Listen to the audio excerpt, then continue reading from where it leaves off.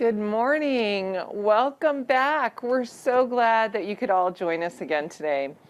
On behalf of Mother's Choice, the Hong Kong Polytechnic University School of Nursing, the Hong Kong Council of Social Services, and the amazing Seeds Foundation, we would like to officially welcome you to Day 2 of the Changing Life Stories Conference. 早晨啊，大家，我哋再次多謝母親的，我哋再次謹代表母親的抉擇，香港理工大學護理學院、香港社會服務聯會、種子基金，再次歡迎大家嚟到改寫生命故事會議嘅第2日。My name is Alia Ayers, and I am the CEO at Mother's Choice. And this here is Nita. She is my colleague. She is the Assistant Director of Community Services at Mother's Choice. We're not just colleagues and your facilitators for this 3-day conference. We're also here because we both share a passion that we know many of you do, and that is serving the lives of vulnerable teenagers who are experiencing a crisis pregnancy and really seeing their stories change. 冇錯啊，今日咧有 Alia 母親的抉擇行政總裁。同埋我係母親的抉擇嘅社區服務總監，同大家主持今日呢個嘅會議。咁當然啦 ，Alia 同埋我除咗係今次呢個會議嘅主持人之外咧，我諗我哋都有一個共同嘅一個嘅熱誠啦，去改寫女孩子生命嘅故事，特別係弱勢嘅青年人同埋面對意外懷孕嘅女孩子。而我相信今日在座各位同我哋一樣都有呢一個嘅熱誠嘅。Now, the topic of the conference is teen pregnancy. And the reality is this topic is more relevant now than it ever has been. With the global pandemic and turmoil all around the world impacting everybody in every continent, in every city of the world, this is something that's very important for all of us who are professionals and who interact with youth in any way to really have a good understanding of. 冇錯啊，我諗無論係香港啦，定係世界各地啦，其實我哋而家面對緊疫情嘅挑戰啦，一啲都唔容易嘅。咁特別係我諗講緊係我哋支援緊嘅一啲嘅唔同嘅社群啦，特別係當我哋講緊一啲弱勢嘅社群啦，可能佢係特別首當其衝受到呢個疫情嘅影響嘅。So youth are becoming more vulnerable, and teen pregnancy is becoming more of an issue. And vulnerable youth are often the most difficult to reach. That's why the work that you do is so important, and why it's so important that you have logged on to this conference. We want to say a special thank you to those of you who were here yesterday and took the time to write in with your questions and to give us feedback and to share with us the things that you're interested in is really, really helpful to us. 冇錯啊，我諗頭先都有Alia 都有提到，就係我哋而家面對緊好多唔同嘅一啲嘅挑戰啦，可能係即係疫情同環境嘅挑戰，其實令到咧一啲弱勢嘅社群，包括係面對意外懷孕嘅女孩子啦，其實喺弱勢中變得更弱勢，都更加疏離，令到我哋更加難接觸佢，亦都係咁樣嘅原因啦。我諗我哋今日嘅聚首一堂啦，喺呢個會議嗰度咧，就更加別具意義啦。It's so helpful to us because we really want to be having a dialogue together and be collaborating together because as we spoke about yesterday, teen pregnancy really is an intergenerational vicious cycle. And it is going to take 3 key protective factors to break that cycle in the lives of vulnerable teenage girls. Those 3 key protective factors that we keep talking about are what we call the 3 E's: embrace, equip, and empower. Now, yesterday we heard about embrace, how critical it is to build a relationship with vulnerable young women, to take a trauma-informed lens in that relationship building and to really understand attachment. But today, our focus is going to be on equip. We know that it's only once a pregnant teenager has been embraced in relationship that we can equip her with the accurate and timely information that she needs so that she can have the tools that she needs in her toolbox, the resources to make safe, healthy, and informed decisions, choices that could really impact the rest of her life. 冇錯啊！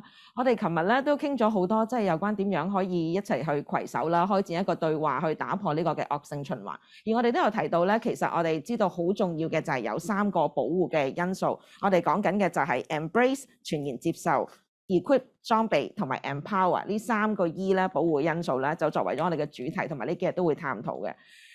我哋琴日開展咗個討論啦，就係講 embrace 全然接受。我哋都知道其實一定要一個孩子或者青年人，佢都會感受到自己係被身邊嘅一個可以信任嘅成年人啦、身邊嘅社區啦，其實係全然接受佢，佢先至會 ready 咧，就進入去另一個階段，就真係去裝備啦。咁當然我哋講緊裝備啲咩嘢咧，好重要嘅就係裝備一啲全面準確及時嘅一啲嘅資訊啦、知識啦，去令到佢哋可以做一啲安全健康嘅一啲知情嘅選擇。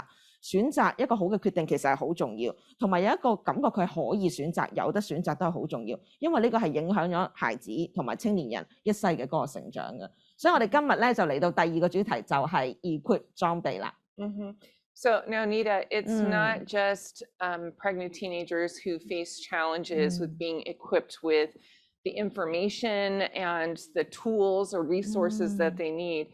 We recognize that for many youth-facing professionals or caring professionals who might interact with a vulnerable youth or their family members, they often haven't been equipped with the resources that they need too. And so that is really why today's module is focused all around the theme of equip. We really want to provide you with the content and the skills that you need to strengthen your practice and to really support you in the work that you do with vulnerable youth. 冇錯啊！我諗要裝備青年人啦，或者孩子之前啦，其實我哋都要裝備好我哋自己啦。無論你係醫護人員啦、父母啦，可能係一啲青少年工作者啦，其實我哋都需要裝備好我哋自己。但好多時就係我哋都未被裝備，其實去點樣去裝備青年人嘅時候咧，學海無涯，我哋自己都有好多嘢真係要學。亦都因為正咁樣嘅原因啦，所以我哋今日就有呢個裝備為主題，就係有一啲唔同嘅一啲嘅知識啦，同埋技巧啦，就想裝備大家咧一齊可以預備好咧去支援有需要嘅青年人嘅。So we believe that today is going to be both a powerful and practical day for every single one of you who's joined us.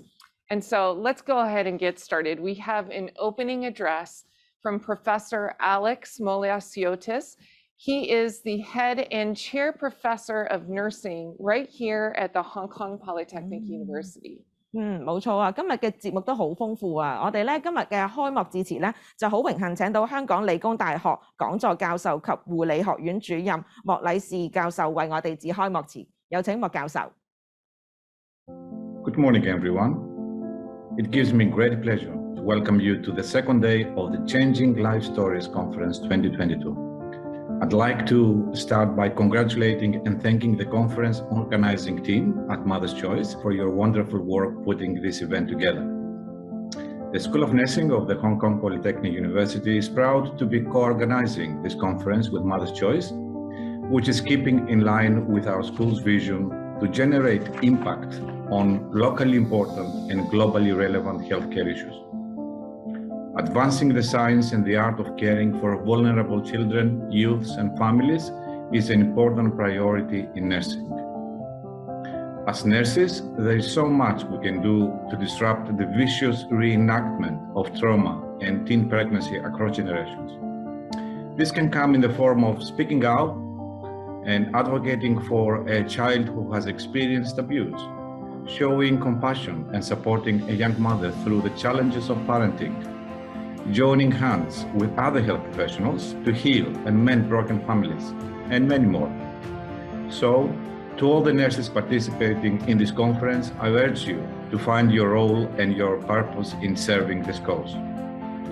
Before we begin today's program, I would also like to express my heartfelt thank you to our esteemed presenters and panelists today. This is truly a unique conference, a first of its kind in Hong Kong that brings together a transdisciplinary group of motivated and passionate people who all share the same goals of changing life stories and breaking the vicious intergenerational cycle of teen pregnancy. Today's theme is Equip. Teen pregnancy is a complex, challenging issue with serious health and social consequences. To protect vulnerable youths from this vicious cycle, we must give all of them the knowledge and the tools to make informed, balanced, and safe choices. At the same time, it is important for us as health and social care professionals to equip ourselves with the skills and the wisdom that are necessary for us to provide the best care, support, and protection for these vulnerable youths. By coming together and exchanging experiences and views, I'm confident we will all walk away from this conference feeling a bit more hopeful and a lot more prepared for the work ahead of us. I trust that everyone will have a wonderful, inspiring, and invigorating experience today, meeting and learning from one another. I also hope that the connections being made throughout this conference will help create synergies, strengthen collaborations, and further conversations. Thank you all again for joining us and enjoy the rest of the conference. Thank you so much, Professor Alex. What an inspiration and reminder that we actually all need to be equipped, not just those in social work and in healthcare, but anybody who's encountering vulnerable youth and their families, which is really everybody in the community.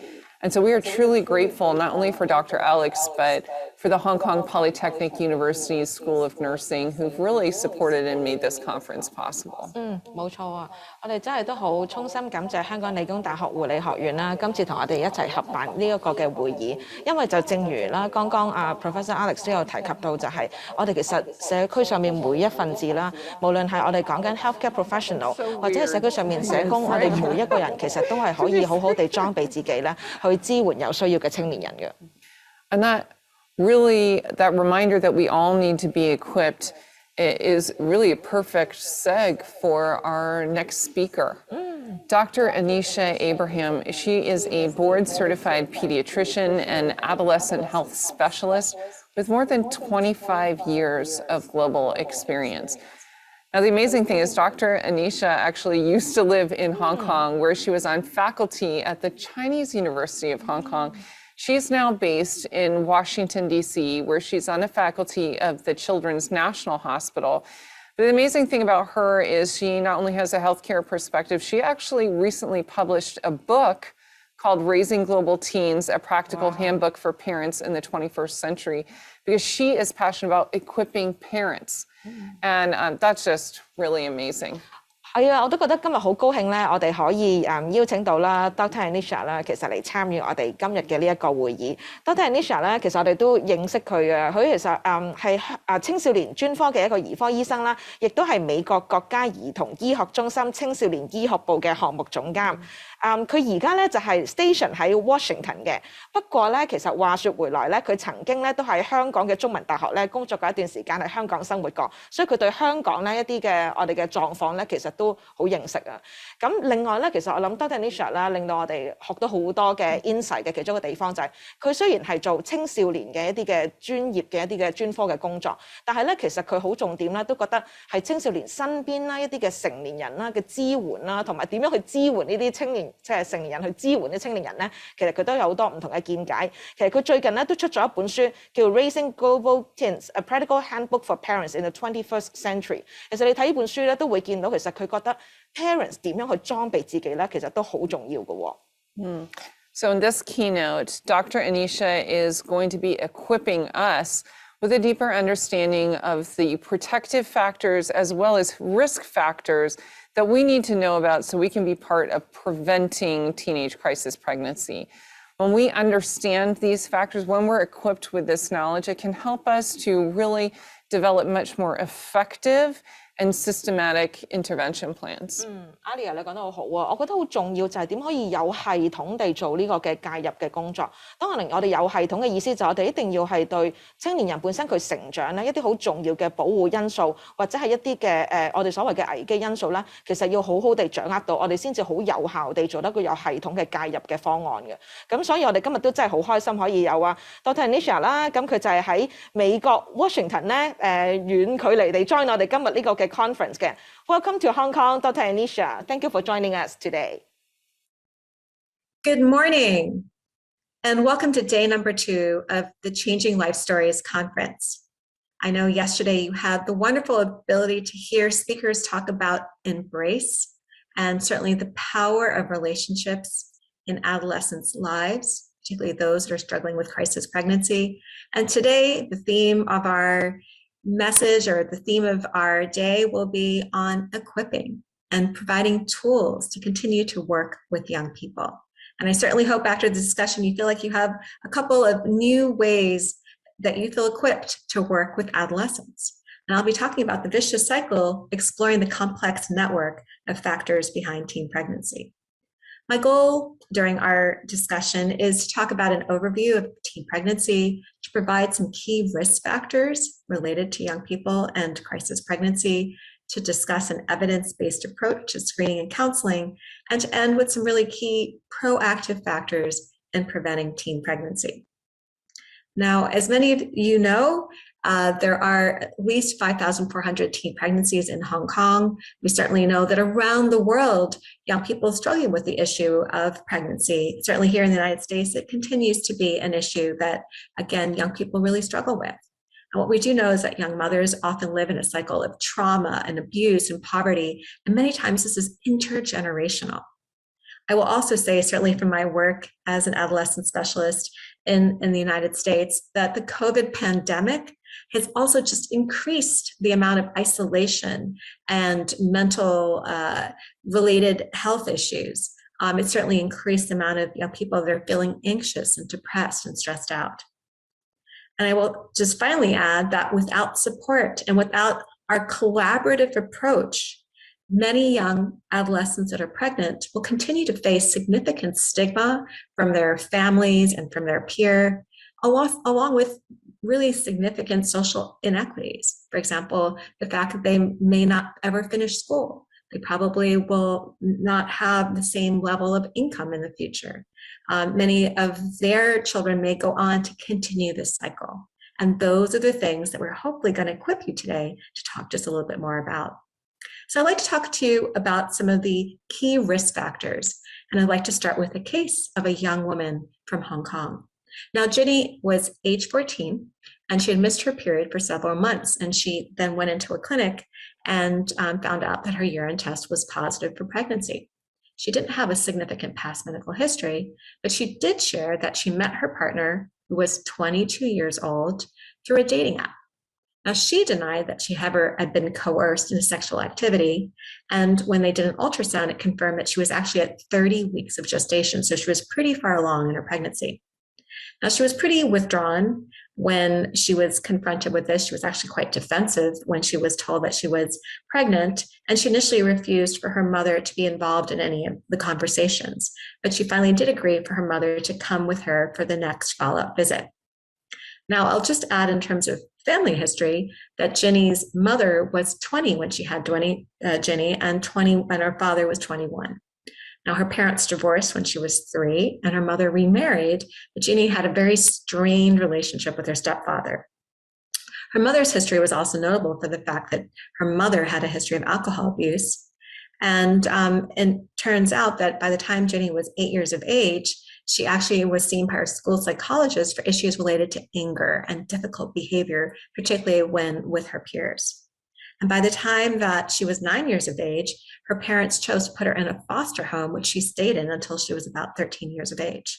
And she had only returned recently back to her home at 13 before she presents. Now, I mention all of these things because there's so many risk factors that we need to be aware of in Jenny's history that we also can think about with young people that become pregnant. And so some key risk factors when we think about the family is a family history of a teen pregnancy, limited communication between teens and parents, negative family interactions. And these are all things that we can see in Jenny's specific case as well. And certainly also poor parental supervision. For many years, Jenny wasn't with her family. She was in a foster home, and the family themselves had a lot of difficulty with her in terms of their interpersonal relationships. I will also add that sometimes being from a single parent family can also be a risk factor for teen pregnancy. Now, when we talk about individual risk factors, I will also mention that being the victim of sexual abuse is certainly an individual risk factor. And in Jenny's case, her partner was 22 years of age, and Jenny herself was 13. And what we do know is when there's ever a big difference in terms of age when you have a partner that's more than 2 or 3 years older when you have an adolescent, that there certainly is an enormous age differential, and that in and of itself is considered statutory rape. So certainly, again, in her case, but certainly in other cases, being the victim of sexual abuse can be a risk factor. Of course, drug and alcohol use can also be others, having sex at an early age, as in the case of Ginny, and lack of goals for the future and poor school performance. And what we know over and over again is when kids have dreams for the future, they have plans for themselves, they're doing well in school, those are all very protective. And when they don't, they're struggling in school, they don't enjoy school, they're having difficulty with peers, those can also increase their likelihood of being at risk for potentially not being part of school, potentially being with others, and again, being at higher risk for getting pregnant. Certainly a lack of knowledge about sex or contraception can also put young people at higher risk. And in Jenny's case, she also told her case manager that she really didn't have a lot of knowledge about different forms of contraception that were out there. And again, these are all important things to think about when we talk about risk factors from an individual level. And finally, I'll just mention some of the risk factors when we think about it from a more social concept. And that is dating at an early age, which is certainly the case for Jenny, dating older people, which again, in her case, she was dating someone that was much older, having peers that are sexually active, because certainly what friends and peers do has a huge influence on what adolescents do. Having poor peer relationships, and in Jenny's case, she was also having challenges with her friend group, and certainly receiving pressure from friends or peers to have sex is another risk factor from a social perspective. So I just mention all these things because I think they're really important to be aware of, and certainly many of these risk factors we can think about in Jenny's specific case as well. Now, in this particular slide, I just want to point out that being an adolescent in and of itself is certainly a risk factor in terms of pregnancy. And I say that because the teen brain continues to develop until the age of about 25. Now, Ginny, being at the age of 13, is somewhere right in the middle of teen brain development. And I just want to highlight two particular concepts from this slide. The first to say that the blue-purple area is the fully mature brain, whereas the yellow-green area is the immature brain. And I will just mention that any time that there's an exposure to things like stress or to things like smoking or drinking or alcohol, all of those can cause small little changes in the brain that are irreversible. The other point I wanted to make is that the prefrontal cortex, the kind of area that sits just right here, is a command center for adolescents. And that prefrontal cortex is not fully developed until a teenager is probably about 20, 22, or 23. Until then, the limbic system, which has to do with trying and testing and pleasure and reward, is a lot stronger. So certainly when you're working with adolescents, trying things out, testing and experimenting is actually a very normal part of behavior. And sometimes it isn't till later that they're thinking about the consequences of actions. And we very much see this in play when we think about adolescents, and certainly testing and trying things out related to sexual activity, and certainly also the concept of them potentially getting pregnant. Now, going back to her case of Ginny, Ginny's mother suggested to her that she put her baby up for adoption, taking into the consideration that there would be significant financial issues. Now, Ginny decided to continue with the pregnancy, and she actually, to her credit, made all of her prenatal appointments and was able to follow through with all of that. A month after the first intake, her case manager was notified that she had given birth, and she actually delivered at 32 weeks of gestation. And her pregnancy was uncomplicated, except for the fact that her baby was underweight. And I just highlight some of these issues to also say that in general, what we know about teen moms is that they're less likely to get adequate prenatal care. In Ginny's case, it seems like she was able to get prenatal care, but again, most of it started much later because she wasn't even identified as being pregnant until 30 weeks. And you're also less likely to finish your own high school degree, which certainly could be the case for Ginny. Teen moms are also at higher risk for complications during childbirth, for certainly being poor as they go on into adulthood, having symptoms of depression or other mental health related issues, and also lacking the resources to foster their child's development. And I think these are all really important things as we think about Ginny now delivering and certainly becoming a teen mom. Now, I'll also just point out that infants born to teen moms are more than 2 times more likely to have a low birth weight, and we certainly know that from Ginny's case, to be premature or even to die in the first month.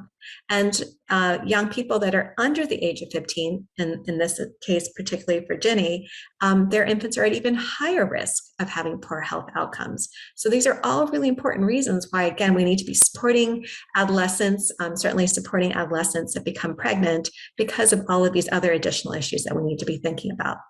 Now, I'd like to segue a little bit to talk about an evidence-based approach to screening and counseling. We've just reviewed, again, some of the key risk factors when it relates to teen pregnancy. And I will probably say that one of the most important concepts that I use in my own practice as a pediatrician working with teenagers, and certainly that I really think is important for all of you to consider as we're talking about equipping ourselves and working with adolescents, is a concept of using a strength-based approach. And what we do know is that when we talk about strengths and what's unique to somebody, and certainly what they do well in, it is a wonderful foundation for building self-esteem, self-confidence, and certainly also motivating them to do things and to continue to work with any provider, any adult. So in our screening and working with young people, we always talk about first asking them, what is your strength? What is it that's unique about you? What do you do well in? And if you think about it, all of us have something that's unique as a skill or a strength. And certainly all of our adolescents do too. It may be, again, that they're really good with arts or music. They may be very good at being able to listen to other people. But all of us and all of our young people that we work with has something that's unique as a strength. So certainly talking about that and coming back to that is a really wonderful way to approach the beginning of an interview. I would then also encourage you to think about the shades approach, which then talks about school, home, activities, drugs, depression, also sexuality and safety. Now, the shades approach is ordered, starting with the things that are the easiest to talk about, like what do you do well in, your strengths, and perhaps who you live with at home. And it goes to things that are a lot harder to talk about, which include things like your sexual health and certainly your sexual identity. These are all things that are much more difficult to talk about, but certainly we will continue to have this discussion. So as time goes on, young people are more able to open up and talk about these things. Now, I'll tell you just a little bit more about the strength-based approach and the shades interview, just for you to understand some of the questions that might be useful when you're working with young people. Certainly, knowing a little bit more about what's going on in the school environment can be really helpful. One of the questions that I always ask, and certainly would encourage you to ask, is what is your dream for yourself? What do you see yourself doing in the future? What do you plan to do when you're finished with, for example, high school? And I think it's really wonderful and very protective when a young person says, well, I want to go to university, or I want to get this job, or I have this very specific plan. And I think it's also a red flag if a young person says, I don't care, I don't know, or I'm not going to be around. So certainly having a dream or a plan is really important. Certainly asking about school performance is also one piece of that. When young kids are struggling in school, they have learning-related issues, they're having poor school performance, their grades are dropping, that's a young person that really needs support, because potentially there's someone that's going to lose that focus and potentially engage in other high-risk activities. Now, the H in the shades approach talks for home. And again, asking questions like, who do you live with? Do you get along with everyone? Are you living at home? Are you living in a foster environment? Are you living in a blended family? But getting some sense of that home environment is very important. And certainly for some of our high-risk adolescents, understanding issues related to conflict, understanding issues related to that relationship and the support and the love that they're getting from parents is also really important. Now, the A in the shades approach stands for activities. And certainly it's really important to ask young people what they do for fun, what they do to stay engaged, whether, again, it's sports, it's music, it's arts, or they're just in front of their devices and they're playing video games. These are all really important things to understand about a young person. The D stands for drugs, and we certainly know that talking about what friends do is a really important way to ask about what teenagers are doing. So do your friends smoke cigarettes? Do your friends vape? Do your friends use ketamine? Do your friends drink alcohol? And certainly being very specific about these behaviors, I think, is really important. And then asking, if your friends do it, do you feel pressure or do you do it yourself? I will also add that doing a screen in terms of depression is really important right now for our adolescents. As I mentioned, the pandemic has just increased the amount of young people that are struggling with mental health related issues. So asking very specifically, have you been feeling down or sad or thinking that life is not worth living? Have you ever even thought of self-injuring or cutting, which we are seeing a lot more young people also engaging in? I will also add, as we talk about sexuality, certainly asking about whether or not they're attracted to males and females or both, and talking about sexual identity and so on is very important, but also very specifically talking about partners, certainly talking about when someone became sexually active at what age, whether or not they've been coerced into any sexual activity, if they've used any protection, if there's been any violence related to sexual activity. These are all really important questions when we talk about young people that, again, may potentially be becoming pregnant. And finally, I will just add that talking about safety is really important. So whether or not a young person's ever felt unsafe, if they ever felt threatened, if they've ever used any kind of self-defense measures, these are all important questions to continue to ask as we think about the SHADES approach. So I certainly hope that you'll use this tool, the strength-based approach, or the SHADES interview as you're working with young people. Some additional tips as we're thinking about young people and working with them, I would actually add making the teenager the primary historian. So certainly when I work with a young person, I actually focus on them first, even if their parents might be there with them. And I think it's really important for teenagers to know that they are the main focus. It's really about them. They may have no idea why they're there, but again, putting the focus on them, I think, is really helpful. I would encourage all of you that are working with teenagers to also try to have a time where you have a confidential discussion. And again, knowing that young people, if they're with other adults, may be less likely to be open about some of their very specific or sensitive behaviors. So making sure you have that confidential discussion can be very useful. Certainly understanding where they are developmentally, they're in early, middle, or late adolescence can be helpful. Using language that's simple, explaining things to them, breaking it down, using questions that are open-ended, and being aware of all those nonverbal cues.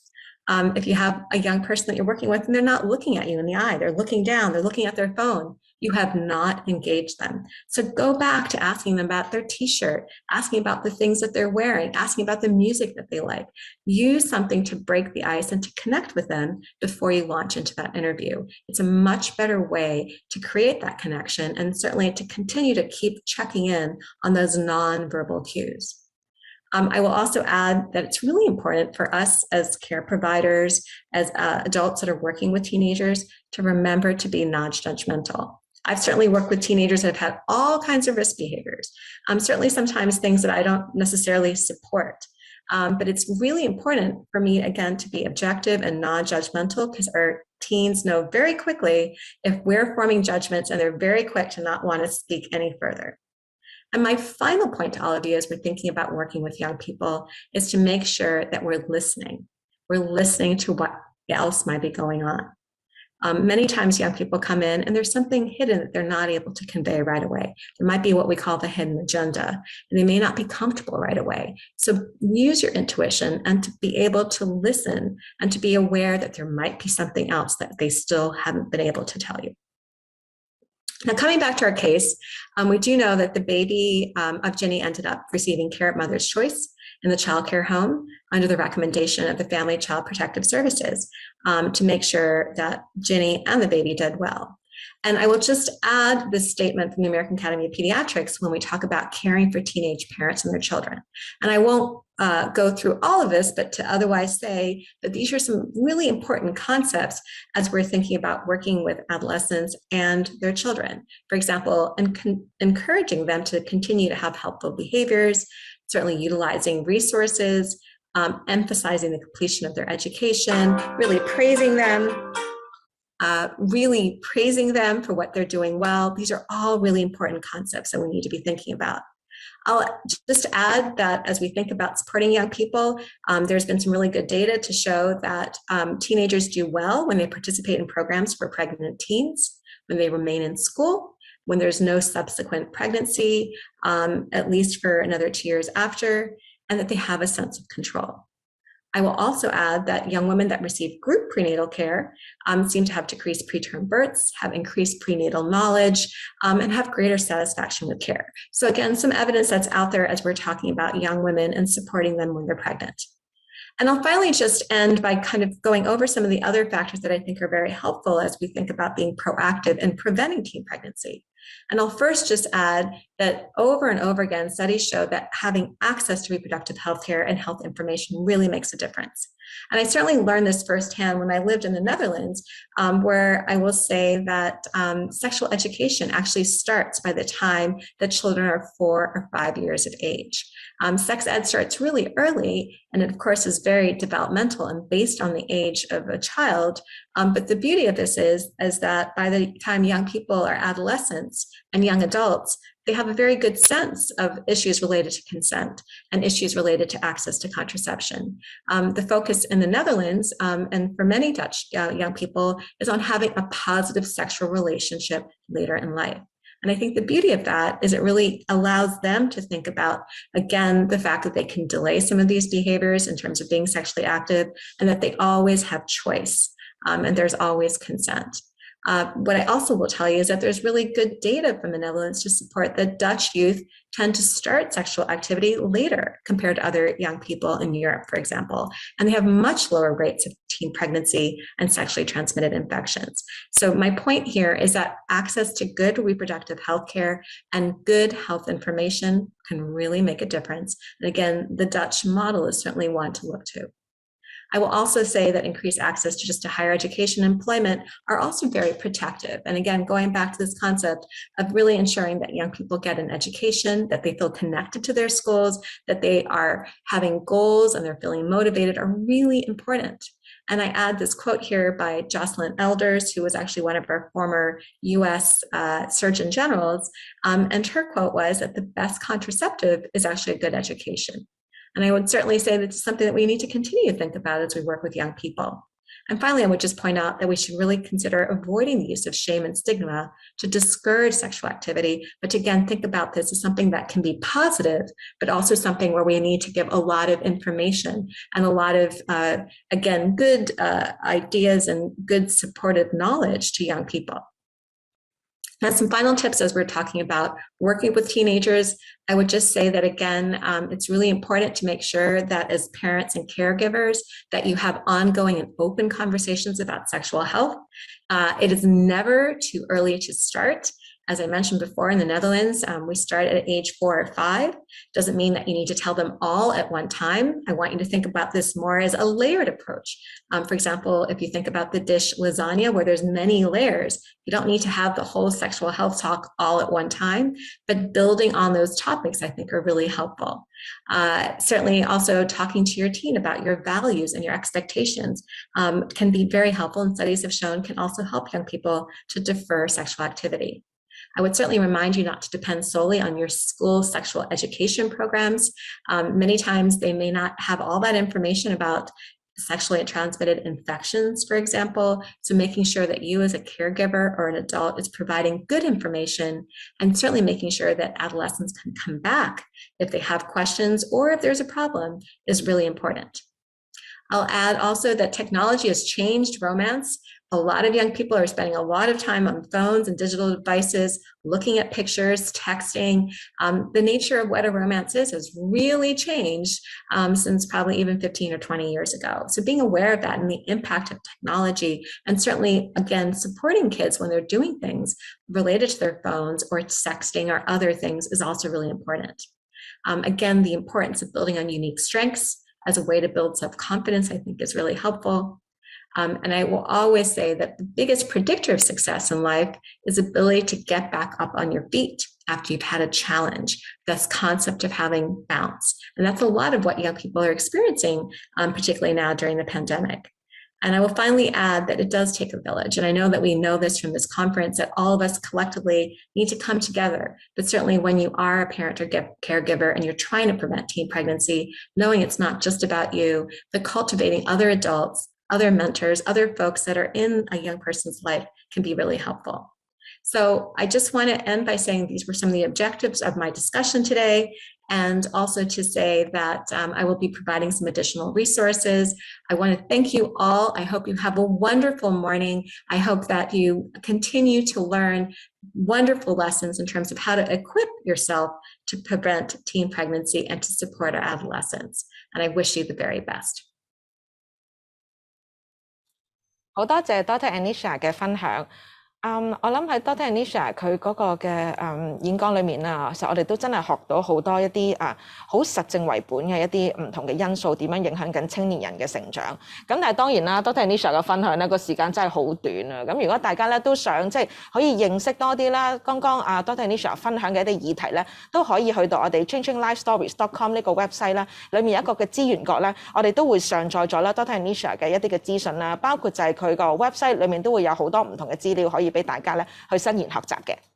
Alia， 你又知唔知道我哋下一個嘅 panel 嘅題目係講啲咩嘅咧？ Well, Nita, this next session is called We Gonna Learn Today, All You Need to Know About Supporting Targeted Youth on Sexual Health Education. Now, this is an issue that hits pretty close to home for those supporting vulnerable youth and really for those of us who are interested in how we take a preventative approach to the issue of teen pregnancy.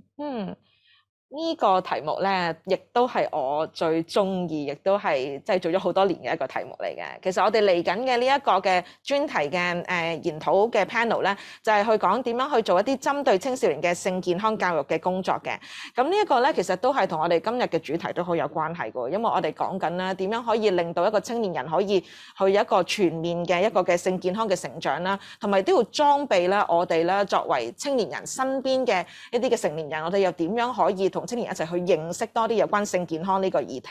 咁我哋今日咧都好開心，因為我哋今日咧真係揾到好幾位咧係喺香港都好專長，真係做青少年性健康教育工作嘅朋友啦，嚟參加我哋今次呢一個嘅會議啦，去分享佢哋喺前線啦所見所聞同埋佢哋嘅一啲嘅經驗嘅。咁我哋今日咧就係有嚟自青躍嘅 Carrie 蔡女士，嚟自糖不甩嘅 Kitty 蔡。同埋仲有就係我哋母親的抉擇青少年服務嘅經理 Kevin 劉先生咧，就嚟參與我哋今次呢個 panel 嘅討論嘅。而我哋今日都好高興啦，有香港理工大學啦麥博士啦同我哋去主持今次呢一個嘅 panel 嘅。So it's pretty amazing that we have so many experts here to share with us research and recent trends around this issue. And joining us today, we have Carrie Choi, who is from Teens Key, Kitty Choi, who is from Sticky Rice Love, and our very own Kevin Lau from Mother's Choice. They are all experts on sexuality education and sexual health. And this really fascinating panel is going to be facilitated by Dr. Mack from right here at the Hong Kong Polytechnic University.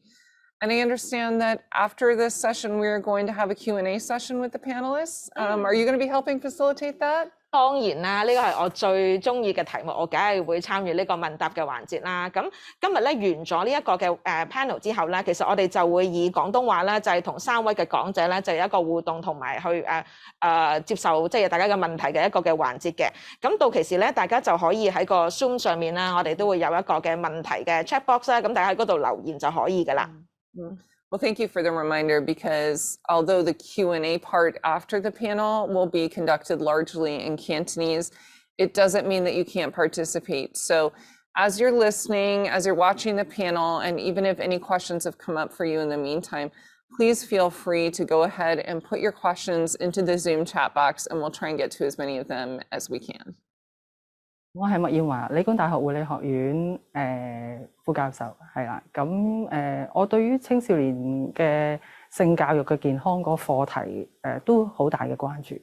我自己本身嘅研究咧，都係針對於青少年精神健康，又或者係譬如多少少咧，就係同一啲成癮問題，例如吸煙及飲酒啊，或者吸毒嘅問題相關嘅，同埋佢嘅家庭嘅support 啊等等嘅關係嘅。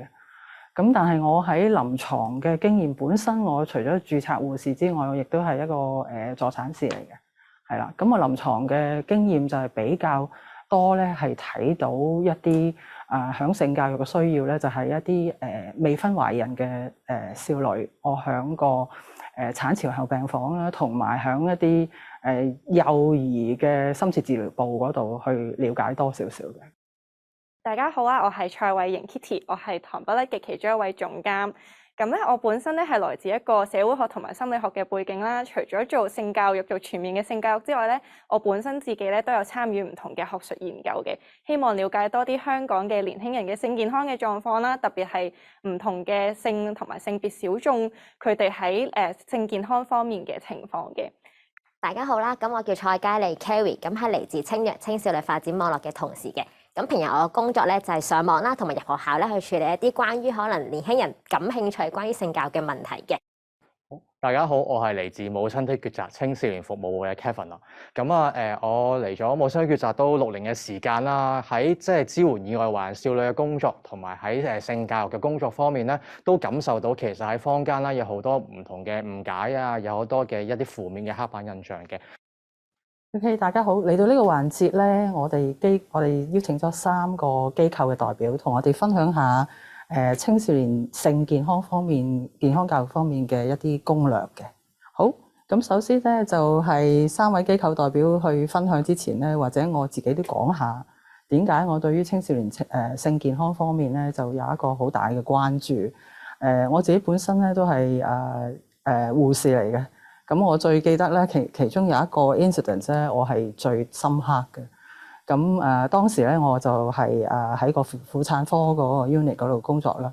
咁咧遇到一個小朋友咧，佢係新生嬰兒已經入咗去呢個新生嬰兒嘅深切健康嗰個 unit 裏邊。咁當時咧，佢就全身插住一啲life supporting 嘅一啲插充天地線啦，我哋所謂嘅嚇鹽水啊，或者睇住佢個心跳啊各樣嗰啲啦。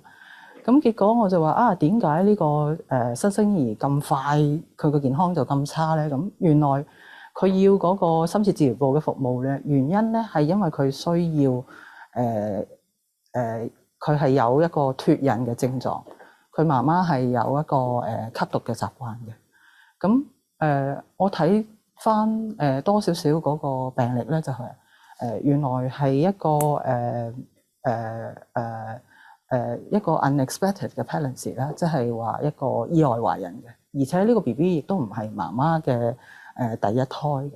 咁所以我對於喺日後對於嗰個護理個服務嚟講咧，我都或唔同情況之下，其實我都會遇到一啲意外懷孕嘅青少年啦嚇嘅情況。於是我自己就有一個 concern 啦。咁究竟呢個BB 咁細個，佢個媽媽又係咁年輕，咁到最後其實佢係點樣照顧呢個 BB 咧？又或者佢之前嗰個 BB 咧？咁所以我喺嗰個諗法裏邊就係話，好似係意外懷孕呢個課題裏邊，唔係單純係醫護人員喺個健康或者係疾病嘅預防方面係有一啲係可以幫得到嘅。似乎係一啲跨部門啊，或者係唔同嘅人士咧，係去可以做一啲功夫咧，或者係可以幫助到呢個青少年咧喺嗰個健康方面，或者係嗰個即係處理佢日後嗰個生活方面咧，會有一啲嘅支持或者幫助都未定嘅。咁樣咧就住呢度咧，頭先我就講咗我嗰個護士嗰個經驗啦，咁但係3位其實咧就係喺呢個青少年精神健康，特別係喺呢個性教育方面咧，你哋有好多嘅experience 㗎。咁或者我希望3位嘅講者咧就係逐一分享下，譬如你機構嘅一啲嘅歷史啊，或者你響呢個性教育方面嘅服務，你哋嗰個機構嗰個服務大致嗰個內容係點樣樣？可唔可以大家介紹下？不如先母親嘅抉擇啊 ，Kelvin 你介紹先啦。哦，好啊，係咯，我嚟自母親的抉擇嘅青少年服務部啦。咁其實喺我哋部門嘅服務入邊啦，咁其實兩部分啦，一部分就係支援一啲意外懷孕嘅少女嘅。咁意外懷孕少女入邊啦，咁喺我哋嘅介入服務入邊，當中都包括咗一啲性教育嘅元素啦，係啦。咁真係希望能夠咧避免佢再次有意外懷孕嘅，因為喺我哋嘅數據入邊都發現啦，我哋嘅個案其實咧有大概1/4咧，佢哋求助嘅時候咧，已經係多於一次嘅意外懷孕啦。咁我哋希望咧去再避免呢個呢個意外懷孕重複啦。咁另外一方面，我哋會係即係 general youth 多少少咧，其實就係希望有個預防嘅角色咁樣嘅。咁而另外我哋特別都會咧係喺真係一啲喺一啲叫做冇乜支援啦，係喺屋企冇乜支援嘅一啲年青人，因為其實我哋發現到，其實我哋嘅個案入邊都有大概即係1/5嘅個案，其實佢嚟自一啲院舍啊，或者其實係一啲係即係可能寄養家庭等等嘅長大啦。咁所以其實佢冇一個好穩定嘅照顧者嘅時候，我都相信其實佢冇一個好足夠嘅一啲 support 啊，可能冇一啲嘅即係關於關係上嘅 modeling 咯。咁所以我亦都會即係支援一啲，譬如係一啲叫做喺家舍一啲院舍嘅青少年咁樣去做一啲性教育嘅服務咁樣嘅。咁大家好啦，咁我係 Carrie 啦，咁我係嚟自青弱青少年發展網絡嘅同事啦，咁我就主要負責性教方面嘅，咁我哋成立咗都大概有11年㗎啦，咁喺過往我哋主要係服務一啲咧24歲以下嘅女孩子啦，咁當中我比較主要包括嘅咧有一啲係從事援交，即係俗稱 part-time girlfriend 嘅女仔啦，咁有啲咧都係有啲意外懷孕嘅女孩子啦，咁同埋其實入學校咧就任何可能同性別啊，咁我哋嘅年輕人我哋都會去服務到嘅。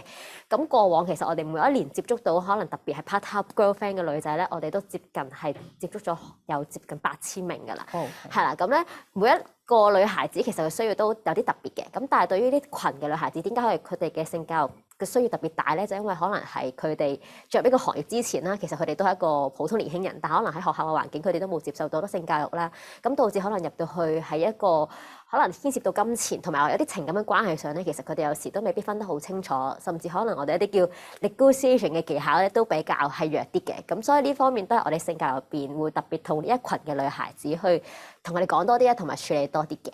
咁大家好啦，我係 Kitty， 我係來自糖不甩 Sticky Rise Off 嘅。咁我哋機構咧其實最主要咧就係做全面嘅性教育啦，同埋做性健康嘅推廣。咁我哋嘅工作咧其實最主要有分咗網上啦，同埋有 offline 嘅部分嘅。咁其實網上嘅部分我哋主要就係透過一啲社交媒體 Facebook 啊、Instagram 啦，同埋我哋自己有個網站嘅。咁另外亦都會用一啲通訊嘅軟件啦，例如 WhatsApp 啊、Signal 等等咧，咁就俾年輕人去問問題嘅。咁其實係任何同性啊、性別啊、親密關係啊等等嘅問題咧，都可以問我哋。咁我哋會有同事啦、義工咧去回應呢一啲嘅部分。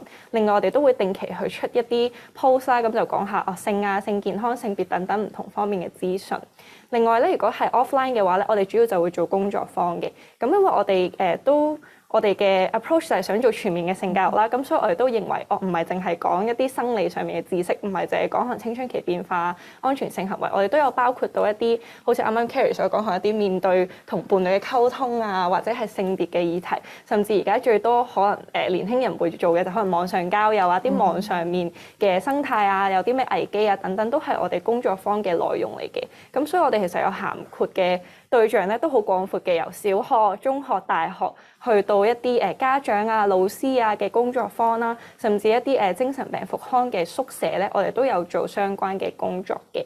咁另外我哋都有做好多研究啦，因為我哋都見到其實香港本地一啲關於年輕人關於性健康嘅數據其實都好缺乏，咁都希望我哋可以去得到一啲本地嘅數據咧，咁幫助我哋日後再推動性教育。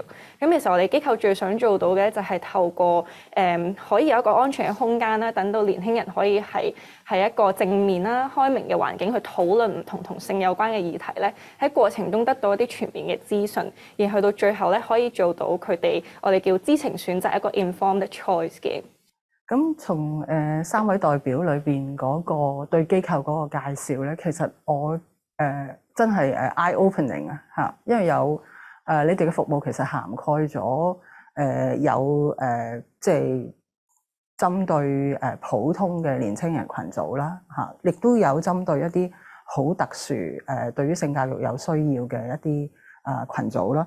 咁但係喺個了解裏邊咧有一啲特殊有性教育需要嘅群組，似乎俾我嘅感覺就係我唔 expect 有咁多嘅 service users 嚇，咁所以即係我會覺得即係好需要我哋繼續喺呢個課題嗰度繼續去傾咯。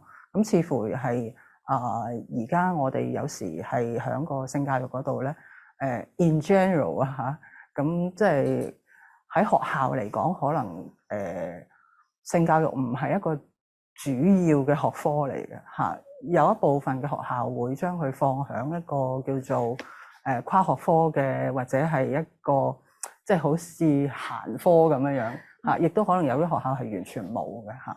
咁所以你3位嘅機構裏邊嗰個性教育嗰個服務，我睇到有一個好大嘅需求咯。頭先Kitty 都有比較多少少嘅資料，就係關於你服務對象嘅一啲群組嘅一啲特別嘅需要。咁或者會唔會Kevin 或者係Carrie 都會補充下多少少，就係你哋服務個機構裏邊嘅服務對象佢嘅對象嘅，譬如係佢個背景啊，或者佢有冇一啲特殊嘅需要咧，喺呢方面會唔會補充下？好，我講先啦。咁其實即係如果你話意外懷孕嘅女仔啦，咁其實我哋喺我哋嘅同佢嘅教育工作入邊都會有啲性教育嘅元素嘅。咁你話同佢講，我哋想避免佢再次意外懷孕，同佢講一啲譬如避孕嘅技巧啊，亦都話寫到佢講到一啲可能真係一啲避免嗰啲性病嘅感染啊。咁其實呢啲都好直接嘅，係啦。咁但係其實佢去落到真係咪會真係去 practice 一個 safer sex？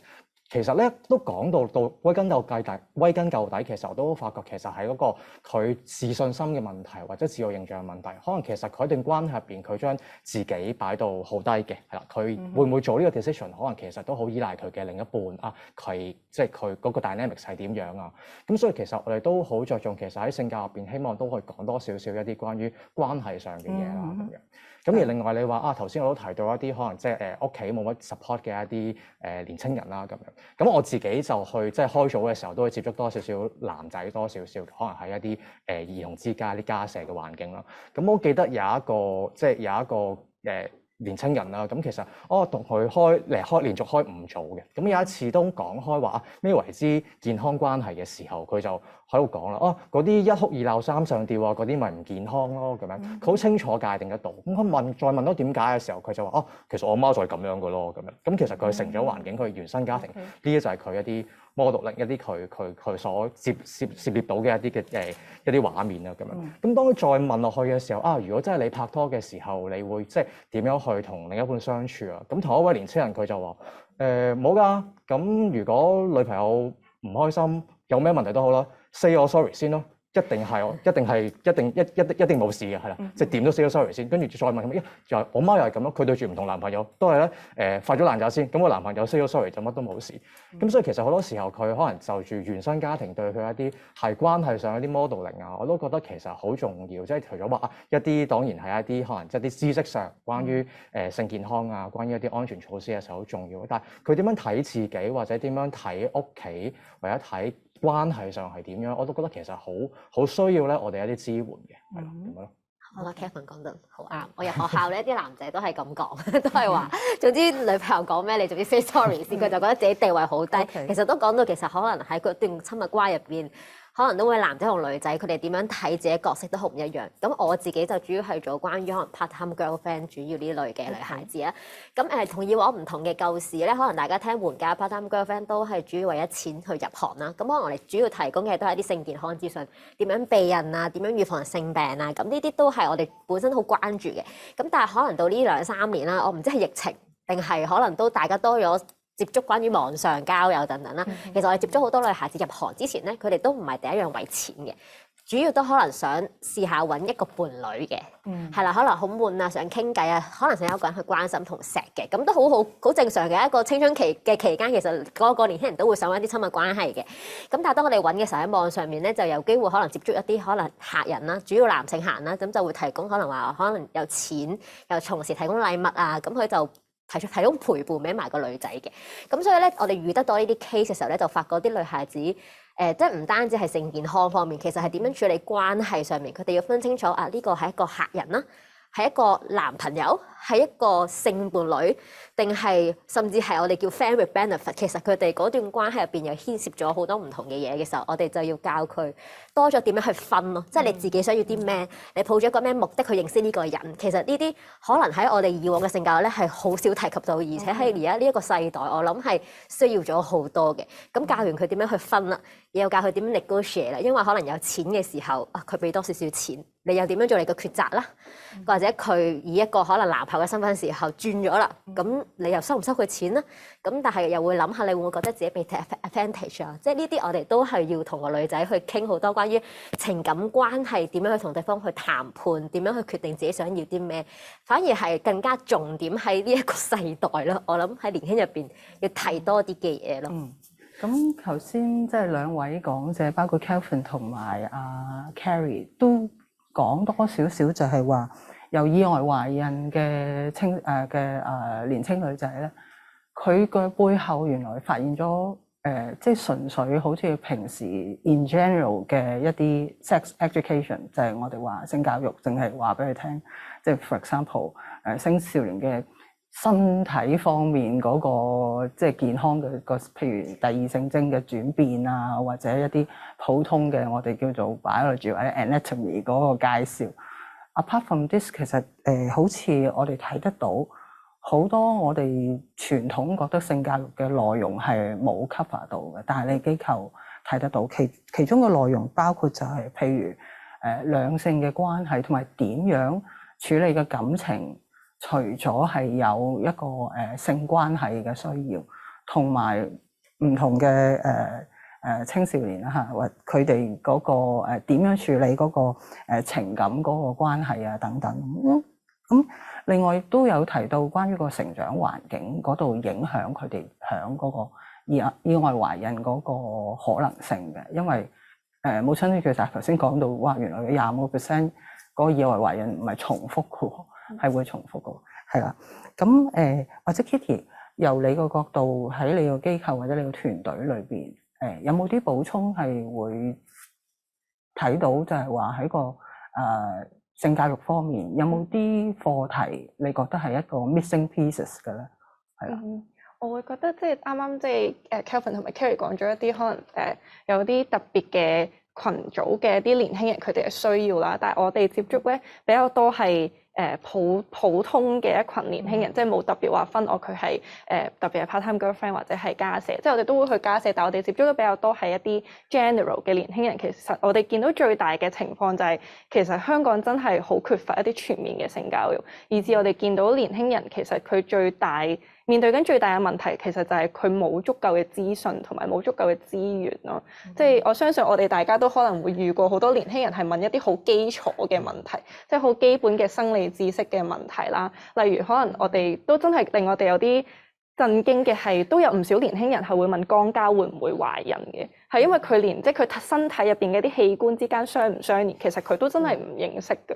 而佢亦都年紀唔係細，即係唔係中一二，可能已經係去到20幾歲都仲會有人問呢個問題嘅時候，其實我哋見到一個最大或者最普遍我哋共通之間嘅問題，其實係嗰個性教育嘅不足咯。例如好似我哋譬如我淨係計我哋網上嘅 forum 咁樣啦，我哋網站入邊有個論壇係可以俾年輕人上去，都唔係淨係年輕人，主要係年輕人啦，上去匿名咁樣問問題。其實單係上年咧，我哋係一年入邊其實係有52萬人睇過我哋嗰個網上嘅論壇啦。咁而上年總共其實係有1237個問題係問過。咁你除翻開，其實一年只係得365日，其實係平均每日差唔多有4個問題嘅出現。咁而最多我哋見到嘅其實即係最多人問嘅，可能係關於體外射精啊、安全期啊，一啲唔係咁可靠嘅避孕方法。當我哋以為香港好似資訊好發達，好容易上網揾到資訊嘅時候，其實仲有好多年輕人係問緊啲好基礎嘅問題咯。甚至我哋入學校嘅時候會遇過一啲即係啱啱頭先你提到話，我覺得性教育都至少會講一啲生理嘅知識啊、性徵啊等等。我哋都遇過年輕人係其實佢唔知咩係月經咯。佢會知道我每個月都有啲嘢流出嚟咯，但係其實我唔知佢係咩嚟嘅。我哋就會見到係一個好嚴重同埋一個好大嘅缺口，就係其實資訊上方面係好缺乏㗎。咁即係睇落唔單止係一啲即係特別嘅群組對於即係性教育嘅需要。In general， 即係我哋一般嘅年青人，包括可能係我哋認為基本嘅性教育關，譬如生理知識啊，又或者安全嘅懷孕方法啊等等，其實佢哋都好缺乏嘅。OK， 好，咁即係我諗我哋任重道遠啦，好多嘢可以做啦，亦都好多嘢需要做。講多少少就係話睇返團隊裏邊睇得到，我頭先聽你哋嘅分享裏邊咧，其實大家都即係用咗唔同嘅策略去接觸唔同嘅群組，同埋或者提供你哋嗰個服務俾唔同嘅群組嘅。咁會唔會講多少少就係話你哋點樣去提供嗰個性教育？另外就係用啲乜嘢嘅服務形式啦？因為頭先俾我聽到就係話傳統我嗰個年代，我就係退休啦。我嗰個年代多數咧個性教育係點樣得翻嚟嘅咧？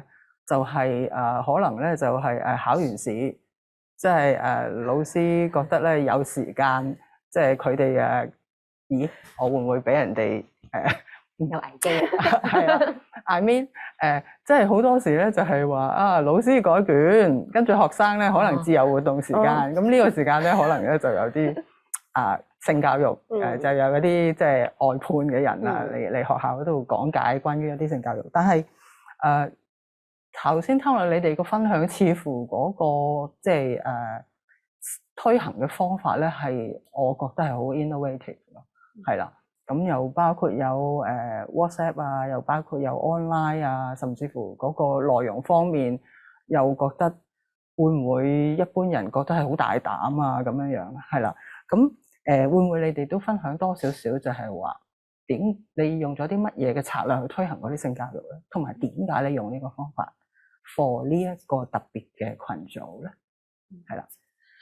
我講先啦，咁因為其實我諗學校嘅話咧，我諗同而家都差唔多嘅啫。首先都係大家都可能 feel 到係假期前後特別多老師揾我哋啦。咁但係如果對而家年輕人，我哋主要都係可能用網上啲社交軟件啦，譬如 Telegram 啊、IG 啊、Instagram 呢啲，咁要去揾一啲可能我哋未必係高危年輕人啦，即係純粹 normal youth 都得嘅，即係傾下偈啊，對可能睇下佢哋同性啊關係有啲咩嘅了解啊，咁或者佢哋有咩問題咧，佢哋都可以透過呢方面揾我哋嘅。咁主要都係社交媒體啦，咁同埋我諗年輕人都好聰明嘅，佢哋識揾好多網上資訊啦，例如佢哋自己會去 Kitty 嗰個 forum 度揾咁樣咯。咁主要我諗網上都係現有我哋會即係做嘅一個 approach 之一啦。咁其次可能即係邀請咗佢哋上嚟嘅時候咧，我哋都會可能叫佢哋開啲小組啊或者工作坊，咁可能就探討可能每一節都有唔同嘅主題，譬如可能關係啊，或者可能點樣睇即係懷孕啊，或者對你可能使用安唔安全套嚟同你嘅理解係啲乜嘢，咁我哋可能就逐個唔同 topic 按住佢哋嘅興趣同需要，就可能每一節都講唔一樣嘅嘢咯。咁但係我諗最緊要嘅對於我哋嚟講，即係做關於可能 part-time girlfriend 嘅時候，佢一上嚟其實都會好驚，同埋好難，即係好驚俾人知道自己身份。咁對於年輕人或者甚至可能呢一個群體啦，我諗都係一個叫做非批判 non-judgmental 嘅態度對佢哋比較好，因為當佢已經去向另外一個社會上覺得禁忌嘅問題，其實佢都用咗好大嘅勇氣嘅。咁可能身為一啲可能老師、社工或者可能佢覺得信任嘅人都好啦，我諗我哋嘅態度就係主要係接納佢哋問問題嗰個，無論佢背後咩動機都好啦，即係理解下佢背後原因係啲咩，而多過就一刀斬就點解你要問呢啲問題啊？點解你要知咁多呢啲？就好過一刀切。咁呢個我諗係對比其實個內容係啲咩，首先個態度係最緊要咯。OK， 提供個時間同埋空間俾佢好 freely 咁樣講出嚟，我哋先諗到方法點樣去 support 佢，係咪？係。OK，thank you。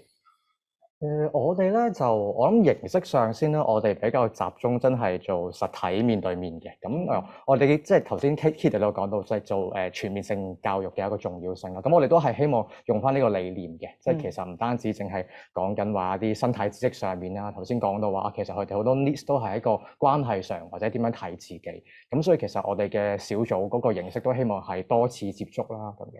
咁希望即係喺一個小組形式嘅時候，佢哋都可以有啲 in-depth 啲嘅討論咁樣咯。咁所以其實就係我哋喺討論嘅形式入邊，其實我哋即係有一定嘅有固定嘅一啲嘅主旨啦。但係我哋都希望可能配合到唔同嘅年青人個需要，其實有啲咩唔同嘅主題。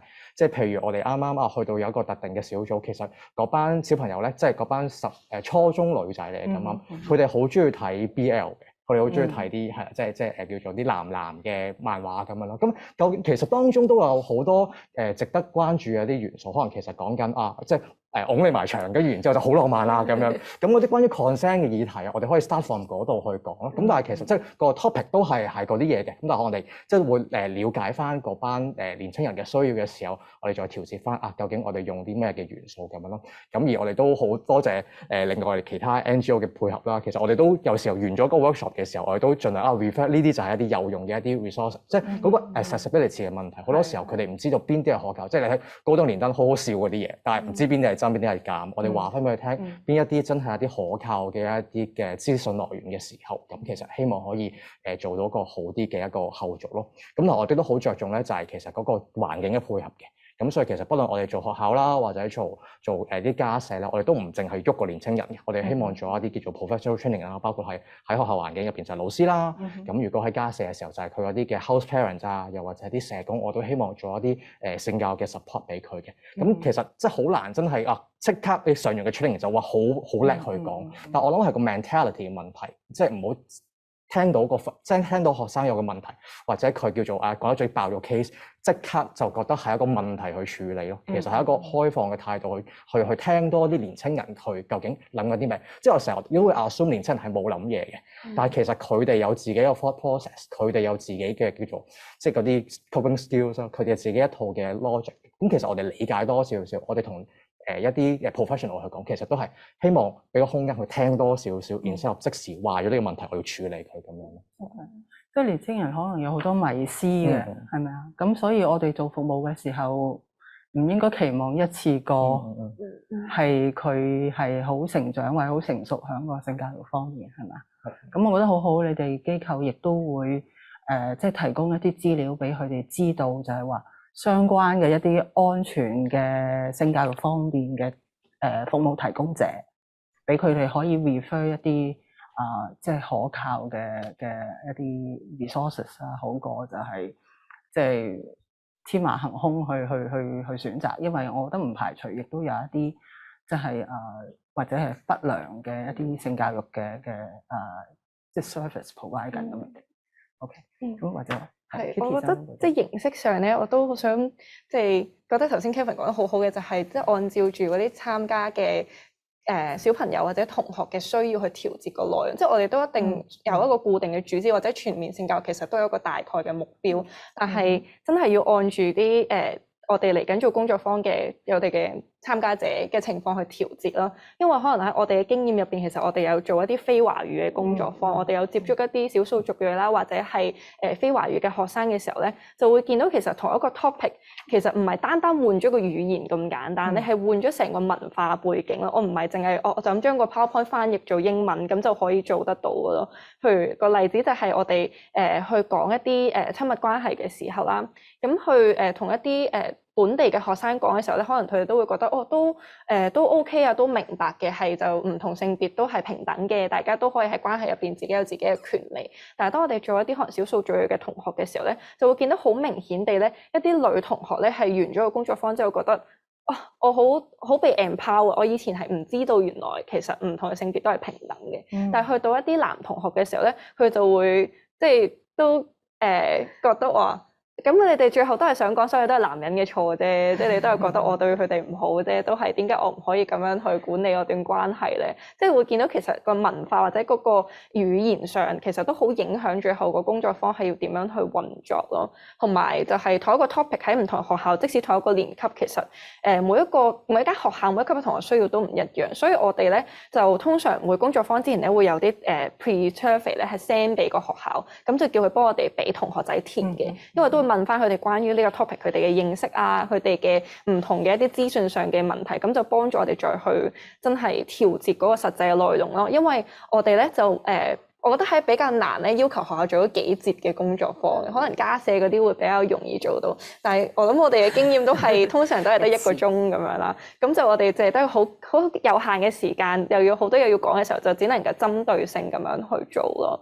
咁而第二點，我覺得形式上咧就係要建立一個安全嘅空間去討論。即係香港除咗資訊上嘅缺乏，其實最大嘅問題就係冇一個安全嘅空間可以去討論咯。咁我哋點解會選擇咁多唔同嘅網上平台，仲要越整越多，有 Facebook、有 IG、有 WhatsApp、有即係等等。其實就因為每個人佢對於安全嘅定義都好唔同。有啲人會願意喺一個我好公開嘅工作坊入邊去討論自己嘅情況，有啲會希望我想完全匿名嘅，你直情唔知我係邊個、幾多歲、咩性別，亦有一啲咧係會願意即係 disclose 多啲嘅資訊，咁就揾到一個方法係令到對你嘅對象覺得安全嘅情況下咧，佢先至會願意同你建立個關係，同埋去講多啲。而呢個亦都係我哋見到比較多前線嘅同工有陣時會反映話，我唔明點解個年輕人唔同我講咯，即係我哋都好 friend 啦，點解佢唔同我講咧？咁就因為你哋未 friend 到對方覺得係安全地可以同你討論性嘅問題咯。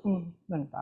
頭先大家都即係分享咗好多係關於就係你哋採用嘅方法，同埋嗰個內容方面應該涵蓋啲乜嘢嘢。咁即係學咗好多嘢，我自己都覺得係啦。去呢度咧，我都想聽下，因為頭先好似講到既要做 universal precaution，即係話所有嘅年輕人都係嗰個即係喺性教育方面都應該有一個input 或者有個需要喺度。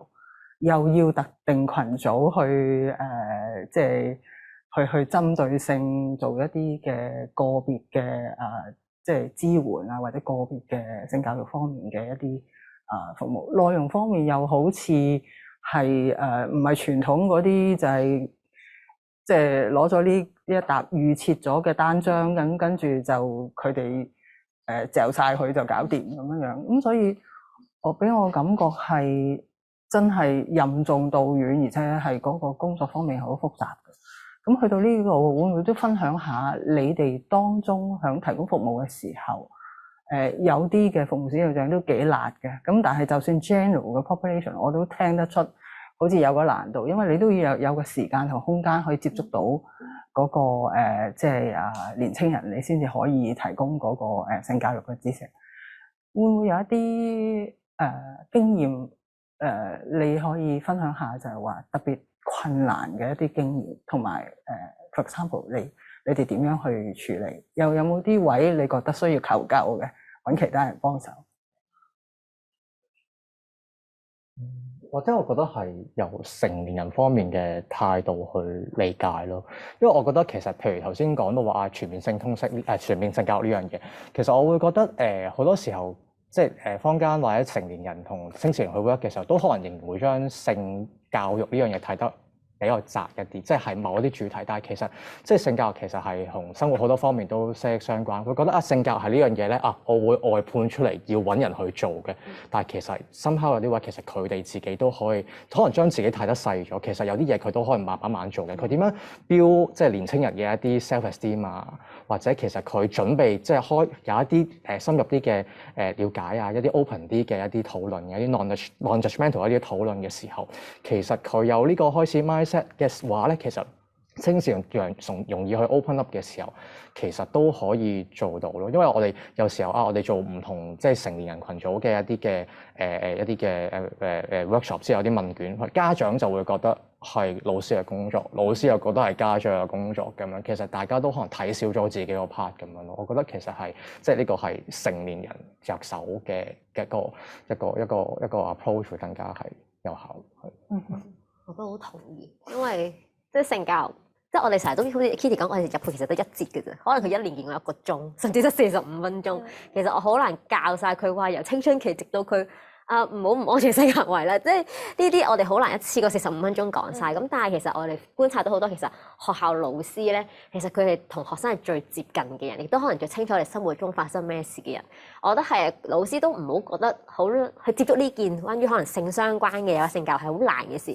可能留意多啲年輕人佢哋平日可能傾偈嘅時候，唔會提及到自己嘅一啲情感關係啊，或者可能佢自己對成長嘅煩惱。其實我覺得老師唔知唔緊要嘅，咁你咪可以上網 search 一啲有即係好似CQI 呢啲比較即係信得過嘅forum，你去睇啦，或者可能你問我哋唔同嘅機構攞到個答案，你再話翻俾啲學生知咧。其實你咁樣嘅交流已經令到學生覺得你可能係一個信得過或者係信得過嘅空間或者人可以去講呢件事。咁我覺得即係可能無論係社工或者老師都可以即係唔好太怕。你第一下你覺得好驚嘅，你答唔到嘅，咁就同學生講話我遲啲再答你，我揾一揾先。咁都俾佢知道其實你有心聽佢講嘢。咁我覺得呢個都好緊要，就係嗰個 non-judgmental 同埋令你自己成為一個可靠，可以俾學生去 access 呢啲資料嘅人咯。咁同埋就係咯，唔好推卸唔同嘅責任咯。即係我入學校咧，好容易就係訓導組佢又唔關我事嘅，輔導組嘅事，跟住輔導組就心諗唔關我事，社工嘅事。跟住我就覺得其實任何人都可以剔少少嘅位置去講一啲可能關於性相關性教育嘅嘢嚟嘅。係，我都好同意。即係另外，反而係我哋遇到嘅最大嘅困難係，可能做工作坊之前同即係成年人，即係例如老師、社工之間嘅討論啦。好多時會遇到一個情況，即係除咗話佢願唔願意去講之外，反而係佢哋認為要講幾多咯。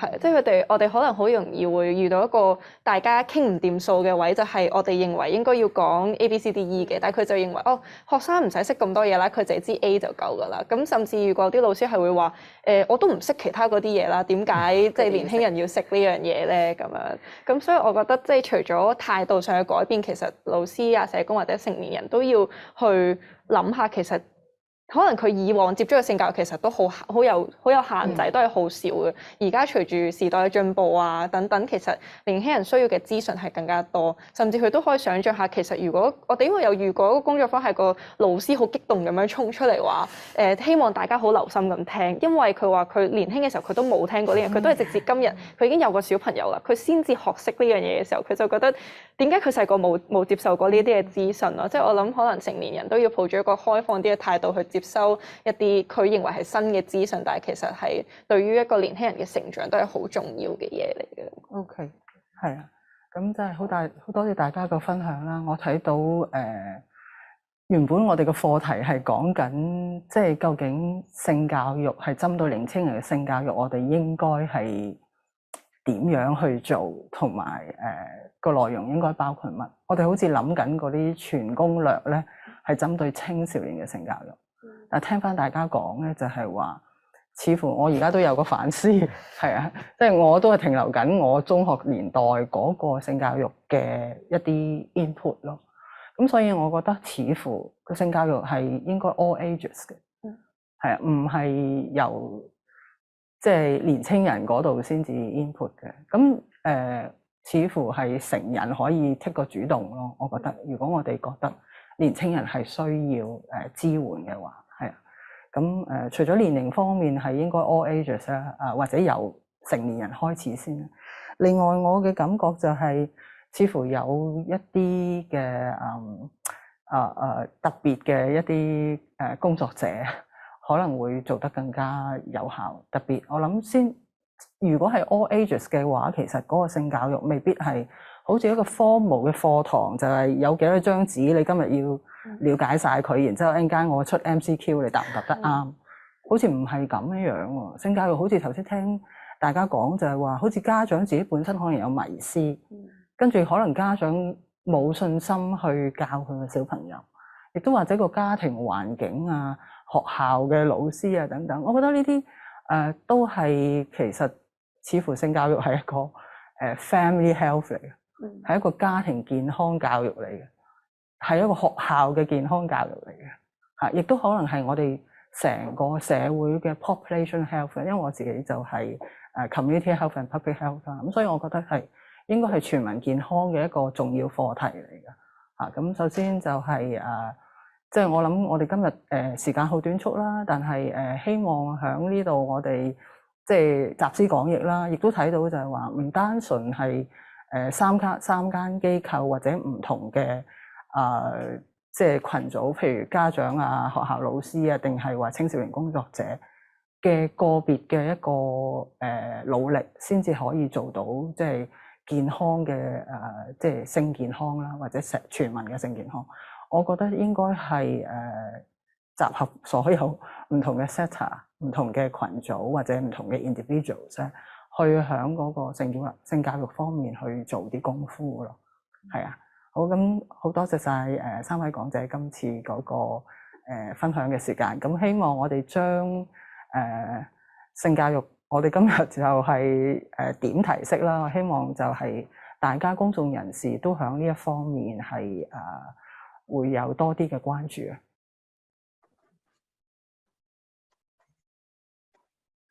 好開心，今日咧我哋就進入到呢個嘅問答嘅環節啦。咁就住頭先咧弱勢青少年性教育攻略嘅呢一個研討會咧，我哋今日好開心啦，有青弱嘅 Carrie、唐不甩 Kitty、我哋母親的抉擇 Kevin 同埋香港理工大學護理學院副教授麥博士咧就參加我哋今日呢個嘅問答環節啦。Hello，都有一段時間冇見大家啦。好，咁好開心，因為頭先聽你哋分享都聽到你哋對於呢個議題好有熱情啊！咁再次多謝你哋參與我哋呢個問答嘅環節啦。咁所有聽緊呢個嘅會議嘅朋友咧，如果你哋有任何問題嘅話咧，你哋都可以去我哋 Zoom 嘅嗰個 Q&A 嘅嗰個 function 嗰度留言嘅。So to all viewers, if you have any questions, please send them through on our Zoom Q&A function. So we welcome questions in English and Chinese. 好，我哋咧其實你哋一路講嘅時候咧，因為你哋都好熱情好多資訊啦，所以其實咧已經有啲問題不斷咁樣入嚟啦。咁不如咧我就開始第一條嘅問題，即係同大家分享先。好，我哋就收到一條問題咧，就係講緊 In Chinese culture context, any difficulties and conflicts the teenagers would encounter on values and moral issues。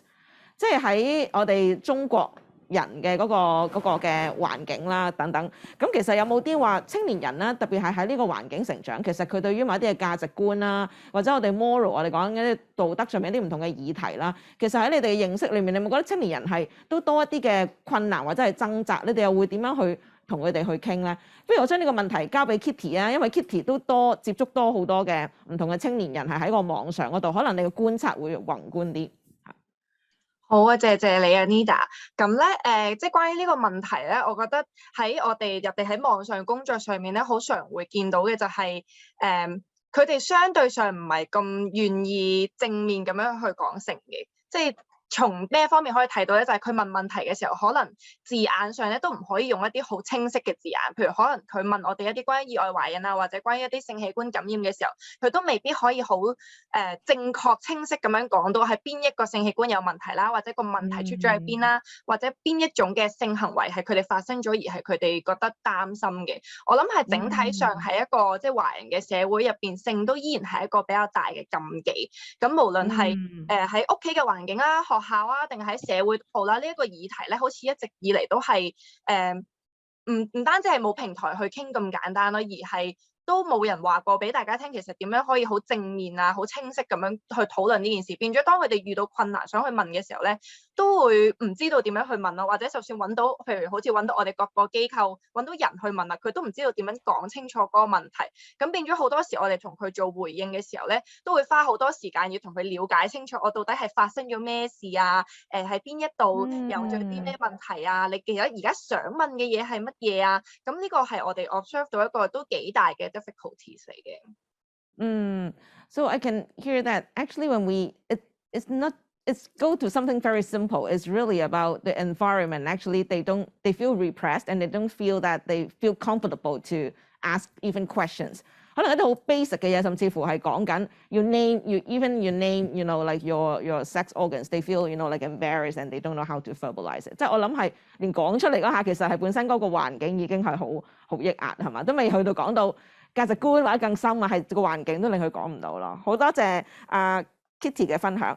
好，我哋又去第二條問題啦。呢個係比較係真係一啲嘅技術性，即係傾嘅時候同青年人嘅一啲嘅問題。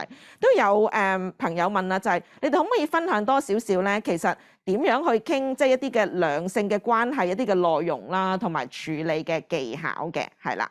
咁So there's participant asked, can you share some of the skills or contents how you talk about relationships? So 不如我交俾阿 Kevin 啦，因為你都好多嘅經驗就係入去做一啲小組深化嘅工作，可能都會傾到關係嘅呢個議題。你會點樣傾㗎？平時？其實咧，都呢個問題都點講咧，好闊嘅，係啦。即係如果你我相信聽到嚟喺度講咧，其實可以講3日3夜，係啦。咁但係即係我諗，如果我話即係簡單，即係我諗簡單啲用，即係係啦，時間關係簡單啲講。咁我諗其實係我諗從佢哋接觸嘅 media 所入手咯。因為其實咧，我諗好多時候可能無論睇劇集，又或者睇下 media 或者而家動漫啦，其實可能都會有一啲，譬如喺性別上嘅，即係可能一啲關係上一啲 stereotype，有一啲好既定嘅一啲嘅預設啦。咁其實我諗即係加埋因為嘅 culture， 好多時候都會係即係點講，都會覺得啊應該係咁樣㗎啦。咁好，佢哋冇乜可能 explore 即係自己嗰個感受，佢覺得即係佢認為即係被 socialize， 佢係要咁樣做。但其實佢係咪真係想去咁樣做咯？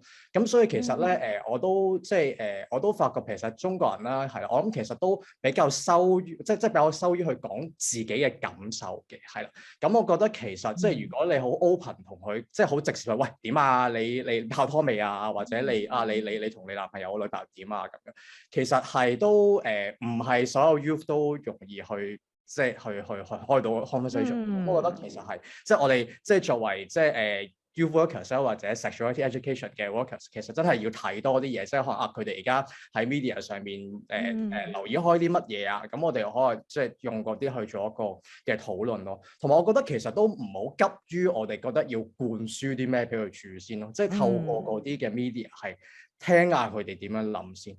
究竟其實佢哋嗰個 thought process 係點樣咧？係啦，咁即係從而一齊理解。因為我哋覺得其實好多時候佢哋都有佢哋嘅新 insight，有啲嘢其實咦係喎，即係其實我哋話佢被 socialize 啫，我覺得其實連成人都被 socialize，in a way 其實可能有啲盲點係年青人先至真係睇得到。所以我覺得其實係嗰個係啦，即係個就地取材同埋嗰個開放性，我覺得係好重要嘅，係啦。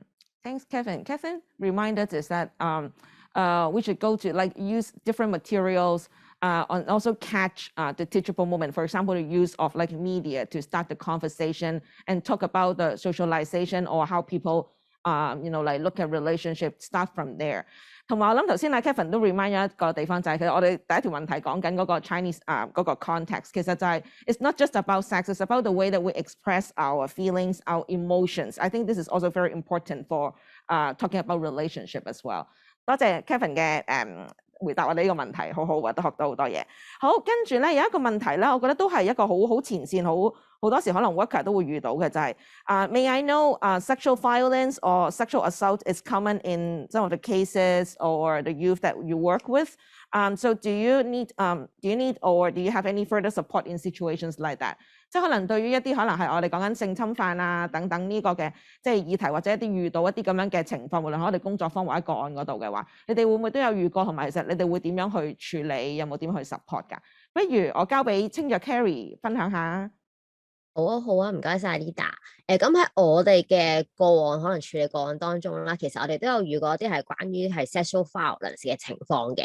咁我諗喺而家呢個世代，特別喺疫情呢2年咧，我哋收得比較多係一啲關於影像性暴力嘅，即係可能有一啲嘅年輕人可能喺佢哋交嘅 apps 啊，或者可能同伴侶之間分享咗一啲親密嘅照片，咁最後就可能分手，或者喺途中咧就俾人洩漏咗俾其他唔識嘅人啦，咁可能係冇問過佢哋嘅意見啦，甚至可能影嗰陣其實都係偷拍嘅。咁我哋呢啲情況其實都遇咗好多啦。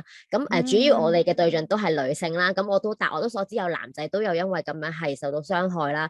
喺呢啲時候咧，我哋多數年輕人揾我哋第一步咧，我哋都會即係穩定咗佢情緒，同埋都要知道究竟可能佢理唔理解啲相係有冇俾人影過啊？係咪佢自己同意啊？同埋佢知唔知其實對方係咪一定有嗰啲相嘅？因為有時有啲人咧係會講話咁靠下話我有你嘅相，但係從來都冇 show 過嘅。咁我哋呢啲時候，我哋會除咗情緒支援咧，咁如果日後可能佢再 follow 多啲，可能係法律啊或者係醫療方面嘅話咧，我哋都會同其他 NGO 合作。咁譬如有風雨蘭，咁其實佢哋都喺香港係好 expect 係做關於係一啲性暴力嘅嘢嘅。咁所以有需要我哋都會轉介啦。咁如果情況可能個女仔覺得同我哋傾偈都夠嘅話咧，咁就會同我哋繼續可能落去有個輔導服務咁樣咯。好好啊，多謝 Carrie 你分享。咁所以知道I think you mentioned about it, especially during COVID, everyone go online, and I think even for the youth, they use a lot of like social media platforms. So you observe this a trend like image-based violence. When we talk about violence, sexual violence, actually we also need to think about is the image-based violence. People like taking photos and sharing online, that kind of thing. So you share like some of the good resources, like Teens Key actually will follow up cases on this and also will co-work with Ring Lily and other organizations on cases like that. 其實喺母親的抉擇，我哋都有即係，譬如我哋 child protection 我哋自己內部其實都有好多唔同嘅 policy. I think it's also about the internal organization, how we stay aware of child protections from the child protection perspective, how we stay aware of all kinds of violence, including sexual violence. 咁我諗每個機構其實大家都有個 role， 同埋亦都係一個 collaboration， 同其他嘅機構一齊合作處理啲 case 真係好重要。好，咁頭先你都有提到嘅，你哋最後嗰個討論都有講到，其實成年人都有一個好大嘅，即係覺得都有一份參與，其實喺即係性健康教育嘅工作啦。我都有一個問題，其實都係想即係請教Dr. Mac 嘅，就係都有一啲嘅我哋一啲 foster parents 亦都有啲 parents 其實都有問到就係，譬如可能有一啲嘅 foster family， 佢本身可能都係有會幫手照顧即係嗰個BB 咁亦都有機會其實有啲 foster family 嗰啲嘅 parents， 其實佢哋都想做成年人都想講 sex 㗎。咁你有冇啲乜嘢建議啦？即係如果係成年人，我諗包括 healthcare professional、foster families、parents，if they want to start talking about sex， 你有冇啲 advice 係可以俾我哋啊？Any advice you can share with us, as parents, as adults, healthcare professionals, how we start to talk about sex? 我覺得即係今日啦或者琴日嘅話咧，其實幾位講者咧都 share 咗一啲好重要嘅信息啦。第一就係嗰個接納先，係啦，同埋嗰個 non-judgmentally， 係啦。咁所以我覺得最重要就係成年人啦，甚至乎或者係 foster families 佢首先係唔好有自己即係預設嘅任何嘅一啲嘅價值觀擺喺嗰個年輕嘅女仔嘅身上，或者佢日後我哋個人嘅期望on佢咯，係啦。咁所以我諗首先就係真係全然嘅接納非常之重要。Everything start with 嗰個 acceptance， 係啦。咁所以然之後我哋去接納，我哋可以去慢慢去了解，睇下佢哋嘅需要喺邊度。咁未必作為一個即係成年人，我哋未必可以係一下間幫佢解決所有嘅問題。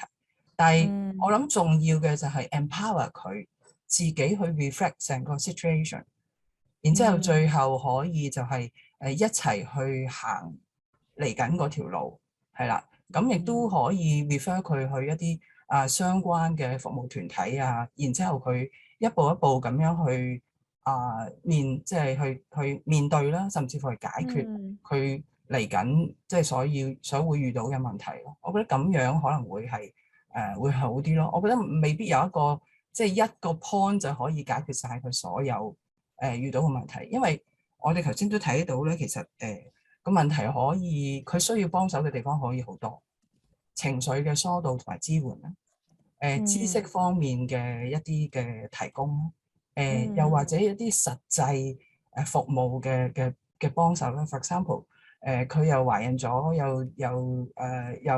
又準備去生育啦 ，BB 可能又會出世啦。咁但係佢可能又讀緊書，又或者佢做嘢，又或者佢喺經濟方面各方面都可以有連鎖嘅一啲嘅問題產生。咁所以真係唔係一個 simple question， 係啦。但係我覺得當事人亦都唔需要驚咯，因為佢要發聲，去將自己問題或者自己嘅迷思咧，去開放咁講出嚟，係啦。咁我覺得當事人亦都要學識呢一樣嘢，係啦。好好啊！我諗Dr. Mac remind 咗我哋 when 當我哋講緊 sex ed 嘅時候 ，when we talk about sex ed, I think the most important is going back to our theme is like embrace. If you start from non-judgmental attitudes, you embrace the youth. Actually, they will start talking and sharing more with you, and this is where we can start the conversation. 如果呢個最基本嘅 foundation 咧，我哋都做唔到嘅，其實唔好講到去講 knowledge 好遠嘅嘢咧，同埋其實佢 feel safe。feel embraced, they are willing to share all their concerns, including like relationship and sexual health issues. 好多謝幾位啦！我見到咧真係有好多問題，因為我諗咧性健康教育呢個議題，大家真係好似 Kevin 講，我哋真係傾3日3夜都可以傾唔完。咁唔使擔心嘅，其實我知道好多問題入咗嚟咧，我哋稍後咧即係有機會都會即係我哋都盡我哋嘅能力，好想去 get back to 大家嘅，咁所以唔使擔心嘅。同埋我諗我哋完咗呢個conference 之後咧，我哋有問卷，大家記住俾啲意見啦，我哋都可以完咗會議之後咧，再延續有唔同嘅工作坊或者研討會就住呢個議題再傾談嘅。好多謝幾位參加我哋今日嘅呢個問答嘅環節先，再次多謝大家。咁今日咧，其實我哋係一個嘅初探啦。如果大家想知道多啲有關各個機構嘅一啲嘅服務嘅資訊同埋資源嘅話咧，就記得咧要去我哋changinglifestories.com 嘅 website 咧有一個嘅資源角嘅，咁就大家可以去嗰度瀏覽就可以噶啦。再次多謝阿 Kitty、Carrie 同埋 Kevin 同埋 Dr. Matt 參與我哋今日嘅呢個嘅環節。好，我哋咧就哇今日朝頭早好豐富，我諗大家都一段時間已經係咁有好多知識啊，好多衝擊㗎啦。好，咁我哋咧而家就 take 一個嘅5分鐘嘅小息先啦，咁大家就可以起身啊，拉下筋做下運動，就斟杯咖啡先。So we are going to take a 5-minute break now, so that you can get up, stretch, and refresh your coffee. But don't go away. We're heading into our short commercial break, and we'll have continued information and exciting content to share with you all. Thank you. See you.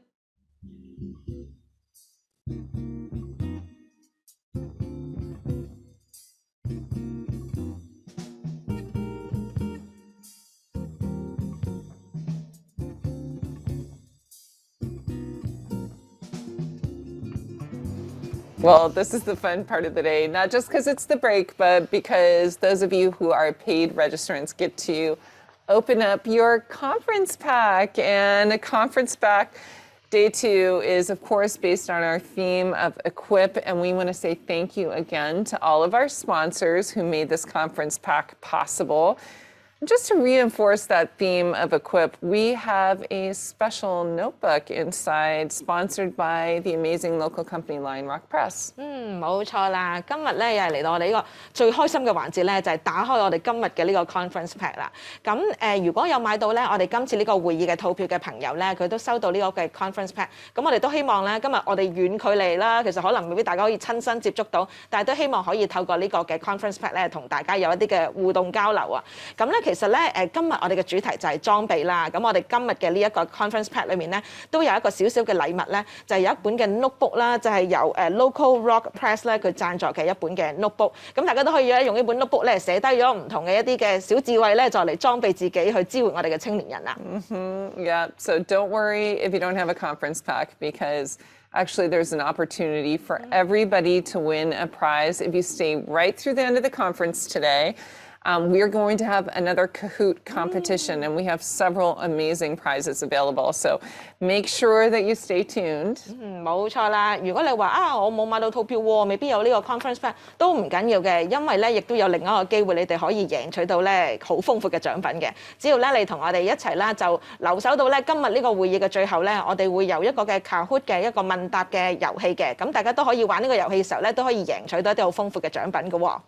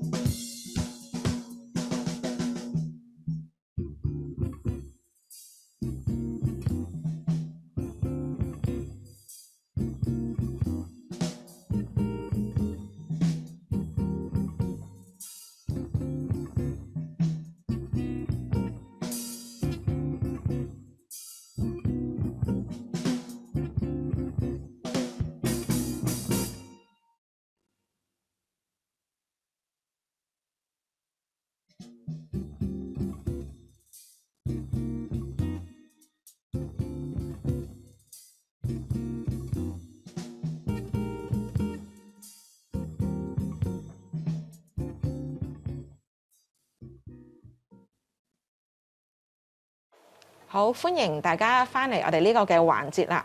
好，頭先咧我哋都聽到啦各位專家嘅分享。Alia，你對於頭先嘅嗰個 panel 同埋啲問題有啲咩嘅諗法咧？ Oh, I thought that was an amazing panel. And no matter who you are or where you work, if you have any interaction with children or young people, we all need to be equipped with an understanding of sexual health and sexuality education. So I thought it was really amazing. 冇錯啊，我都同意啊。青少年嘅性健康教育咧，唔係淨係青少年人要接受性健康教育，其實我哋成年人都要好好地裝備自己啊。But this next section is especially exciting for me because we are going to be welcoming speakers to speak on the topic of child protection. Now, as I think everybody is aware, child abuse has really been dominating the news here with headlines almost every week over the past year with some really high profile and disturbing cases. 冇錯啊，嚟到我哋嘅下一個嘅研討會嘅主題咧，我哋就會講下一啲保護兒童嘅呢一個嘅狀況嘅議題。我諗大家可能都留意到新聞啦，或者可能都會聽到好多唔同一啲嘅故事個案啦。其實大家都對於保護兒童嘅嗰個關注啦，其實個敏感度都越嚟越高。其實呢個都係一個好重要嘅，因為我諗社區上面啦，每一個朋友啦，其實都有一個嘅責任，有個 responsibility 啦，去做好保護兒童嘅工作。Yeah, absolutely. As a society that's committed to keeping Hong Kong's children safe, it's absolutely vital that we address the often invisible social and family problems that's often at the root, not only of child abuse and neglect, but really at the root of teen pregnancy. That's why we often say teenage crisis pregnancy is a symptom and not the problem itself. 好同意。我諗喺社會上面啦，大家都知道其實保護兒童啦，其實係好重要㗎。咁同埋我諗緊講緊係當我哋一啲嘅兒童可能係受到疏忽照顧啊，或者受虐嘅時候咧，其實我哋都會見到個問題嘅根本啦，係真係在於好多我哋眼看唔見嘅一啲家庭嘅問題，可能一啲社會系統上面好多其他嘅問題。咁而正正啦，其實我諗講緊保護兒童嘅 issues 呢一樣嘢啦，其實都係同啦青少年意外懷孕啦呢個議題係息息相關。就正如頭先 Alia 所講啦，所以青少年意外懷孕咧，好多時啲人話係咪一個青少年嘅問題，但我哋覺得唔係一個本身佢唔係一個問題，而係佢一個表徵咧，有好多我哋睇唔到嘅一啲家庭或者社會上面嘅一啲嘅問題咯，嗰個先至係根本。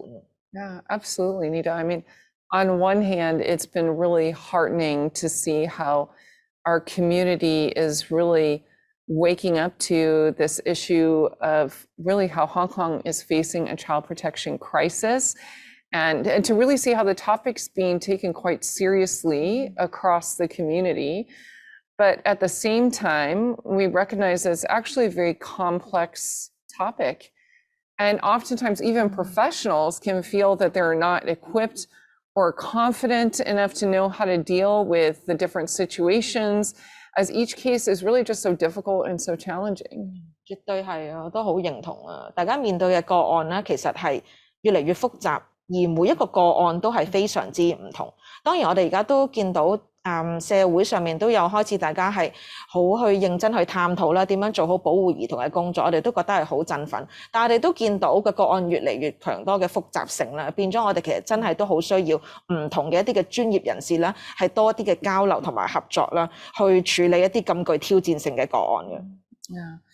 So joining us today, we're really privileged because we have experts who've really assisted us at Mother's Choice on our child protection journey. We have from Mayer Brown, which is a law firm that helped us to review and then print our own child protection legal framework, Gabriella Kennedy. Now she's a partner and also the co-lead of their global intellectual property practice. And she's going to be providing a legal perspective as a lawyer. Now providing an academic and also medical healthcare perspective, we have Odile Tiang. Now, she is a teaching fellow here at the Hong Kong Polytechnic University School of Nursing, but she's also a clinical advisor at Mind HK. And when she worked at Toronto, prior to coming to Hong Kong, she worked in the Sick Kids Hospital, and she was part of their suspected child abuse and neglect working team. Not just the healthcare and the legal perspective, we also have the social work perspective represented on this panel. So we've got Leah Wong. Now she's our assistant director and deputy head of services at Mother's Choice. And their conversation is really going to be facilitated by Chloe Banks. Now, Chloe Banks was the child protection manager who helped develop our policy and delivered all the training to really integrate child protection into every single aspect of the Mother's Choice Frontline Services, as well as internal agency operations. 我覺得呢個 panel 頭先聽到 Alia 介紹咧，都知道呢個 panel 係陣容好鼎盛啊。咁首先咧，其實我哋今次呢個 panel 咧，就真係喺法律嘅嗰個角度咧，我哋今次都好開心咧，揾到其中一個都係支持咗母親的抉擇好耐嘅一個嘅夥伴啦，就係孖士打律師行啦嘅朋友。咁我哋今日咧好開心啦，請到Gabriella Kennedy， 佢係孖士打律師行嘅合夥人，暨亞洲知識產權以及科技媒體通訊團體嘅負責人啦。今日嚟同我哋做呢個分享。其實 Gabriella 咧早前咧都有咧喺 Mother's Choice 嗰度咧協助我哋咧去製作我哋嗰個 child protection 嘅 legal framework， 亦都好幫助到我哋母親的抉擇啦，裡面我哋一啲嘅保護兒童一啲嘅政策嘅發展啦。咁我哋今日好開心佢嚟join我哋啦。咁另外咧，除咗喺法律嘅角度啦去睇保護兒童呢一個嘅議題之外啦，好重要我哋都覺得咧可以有真係醫護人員 healthcare professional 嘅角度嘅參與。咁所以我哋今日好開心啦，都有香港理工大學啦護理學院嘅專任導師啦 Odile Tiang 啦嚟即係參與我哋今次嘅討論。咁同埋佢本身亦都係喺Mind HK 嗰度係一個嘅都係前線嘅顧問啦。咁都可以有協助到咧，無論係前線嗰個學術嘅角度，都可以帶到俾我哋一啲新嘅啟迪。咁另外啦，最好嘅就係我哋今日咧都有我哋本身嘅同事啦，Leah Wong 啦。咁其實佢就係兒童個案管理嘅副總監，佢都將一啲真係社福界或者我哋做前線真係去面對一啲個案嘅時候嘅一啲嘅經驗，亦都可以帶嚟一啲嘅分享啦。咁同埋我哋今日嘅咁多陣容鼎盛嘅嘉賓咧，都有一個好好嘅主持人嘅，所以我哋今日都好開心啦。有我哋母親的抉擇嘅兒童保護嘅經理Chloe 啦，咁就做一個主持人啦，就帶領大家咧就係從一啲唔同嘅專業角度啦去睇保護兒童嘅呢一個嘅議題嘅。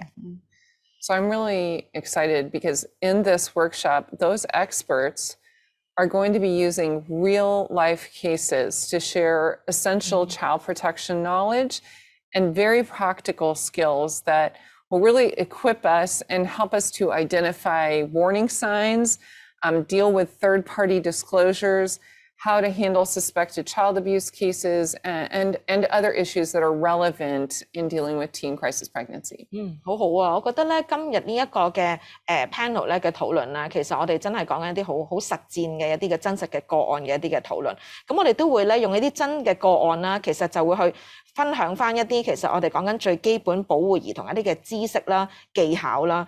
咁當中係包括咗我哋講緊譬如啦，點樣可以睇得出係有一啲嘅可能係保護兒童一啲嘅concern嘅警號啦，又或者係點樣處理當我哋同即係唔同嘅一啲嘅單位合作嘅時候，對於嗰個第三者我哋嗰啲嘅資料上面嘅點樣去透露啊、保密點樣做得好啦，咁同埋就係一啲我哋懷疑可能係一啲兒童受虐嘅個案點樣去處理咧。咁我哋今日喺呢一個嘅 panel 裏面咧，我哋都可以有一啲好實戰嘅掌握啊。All right. Welcome, everybody, and thank you so much for joining us today at the Child Protection is Everyone's Responsibility, this panel.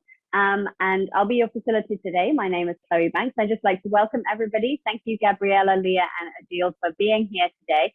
I'm so thrilled to be joined by our panelists who are not only experts in their field, but also real champions for children and youth and women in our community as well. So just to introduce this panel, you know, when we talk about child protection, we're talking about making sure that the rights of children are upheld. And this also includes youth too, because legally everyone under the age of 18 has specific rights because children are more vulnerable than adults. However, when it comes to youth, if any of you have a teenager in your life, you'll know that it gets really complicated. Youth have opinions, they have feelings, and they have thoughts about what decisions are made about them. And so it's really important that we work together as professionals when we need to make a decision based on the best interest of a youth. And so I just want to acknowledge first, before we move forward, that we're going to be discussing some really challenging cases about abuse and neglect. And, you know, we don't talk about this lightly. We really talk about it because we believe that we can learn from one another, and also because we believe that it will really equip other professionals in our field. So I'm so thankful to have professionals from the legal field, that's Gabriella, and Adil from the medical field, and Leah from the social work field joining us today. So I'd just love to get to know you a little bit.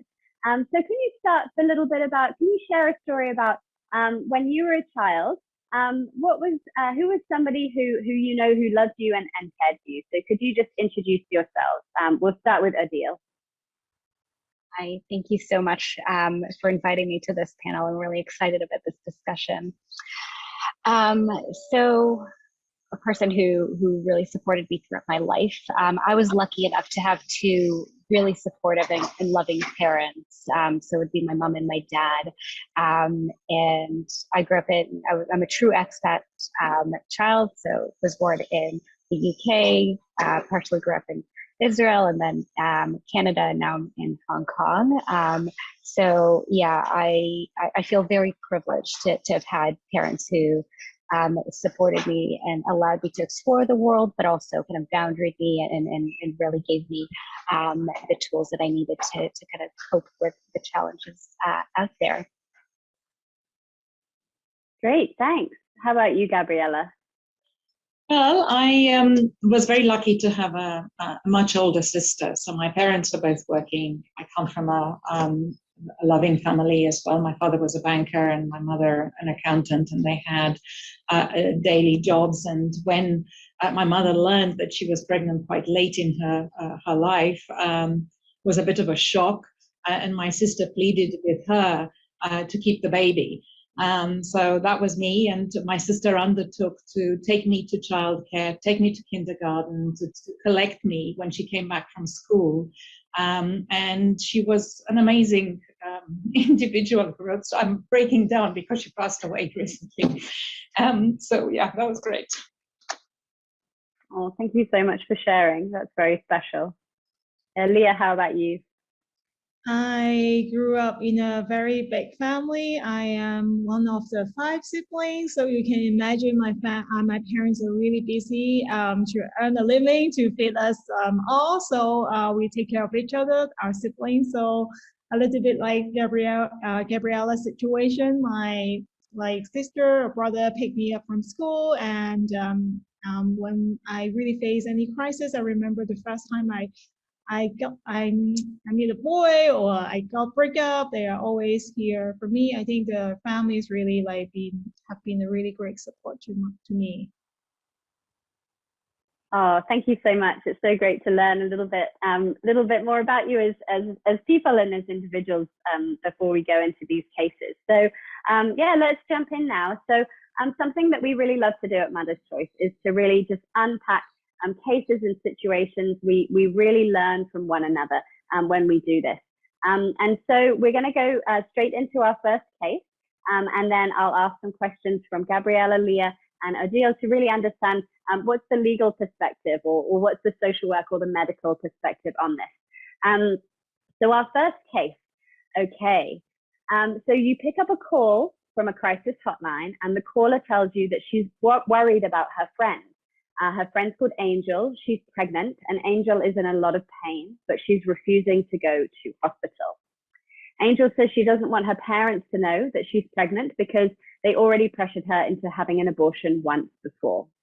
The caller is scared as she sees Angel is in need of urgent medical care. And so you encourage the caller to call an ambulance or to take Angel to hospital, and you'll arrange to meet them there.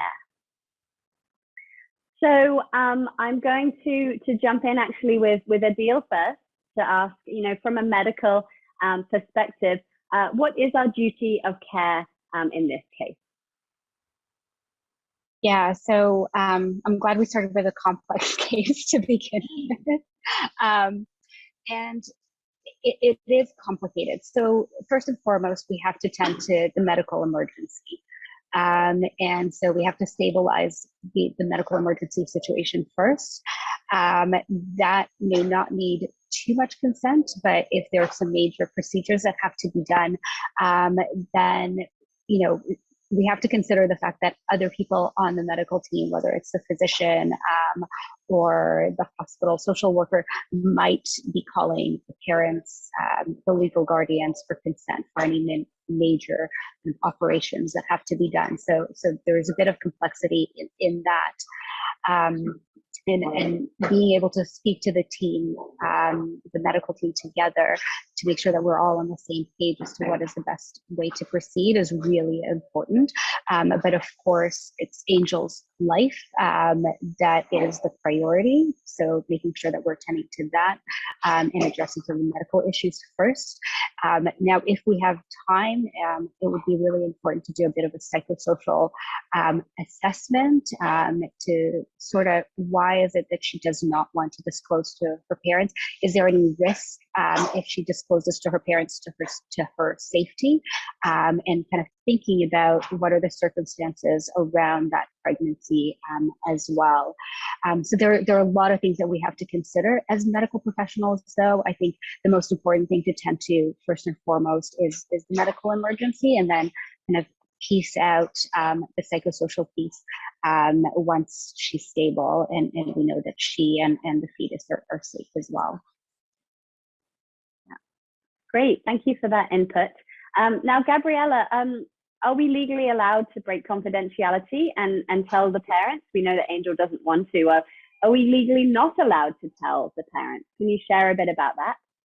So the first thing that we note in this scenario is the mention of the parents. So I would guess that she's underage. Had she been of an age of majority, that this would not have kicked in. So she's presumably a teenager, and potentially what we're dealing with here might be the commission of a crime. So say sex with an underage person, with a person who's below the age of majority for sexual consent, which would be age of 16, is an offense that carries a penalty of 5 years imprisonment. If she is below the age of 13, is life imprisonment. So, the gravity of the offense gets higher. Because she's below the age of majority, you would need the parents' consent for a major surgical intervention or anything like that, unless her life is in danger, and that takes priority, as Odile is saying. But at some point, the parents have got to be informed. The duty of confidentiality, the law of duty of confidentiality that you rightly call out, is that any information that is disclosed to you under a duty of confidentiality cannot be disclosed unless you have the consent to disclose it, or unless there's a court order that is lifting that duty of confidentiality under extreme circumstances. Of course, you also are talking possibly about personal data and the protection of personal data. She's a living individual. She is a data subject. Whoever is collecting information about her has certain duties vis-a-vis that the data. And again, there are statutory exemptions when you're talking about life being at risk, harm to the individual, or the perpetration of a crime where the information can be disclosed. Great, thank you so much. Yeah, you mentioned that in the case study, we haven't specifically mentioned the age of the teenage girl. And actually, legally, there's different things that might happen if she's a certain age or a little bit older or younger. So Leah, we're going to jump to you now. So from a social work perspective, we understand this is a high risk situation because it is a repeat crisis pregnancy. Can you share what are your thoughts and what are the questions you'd be asking in this case?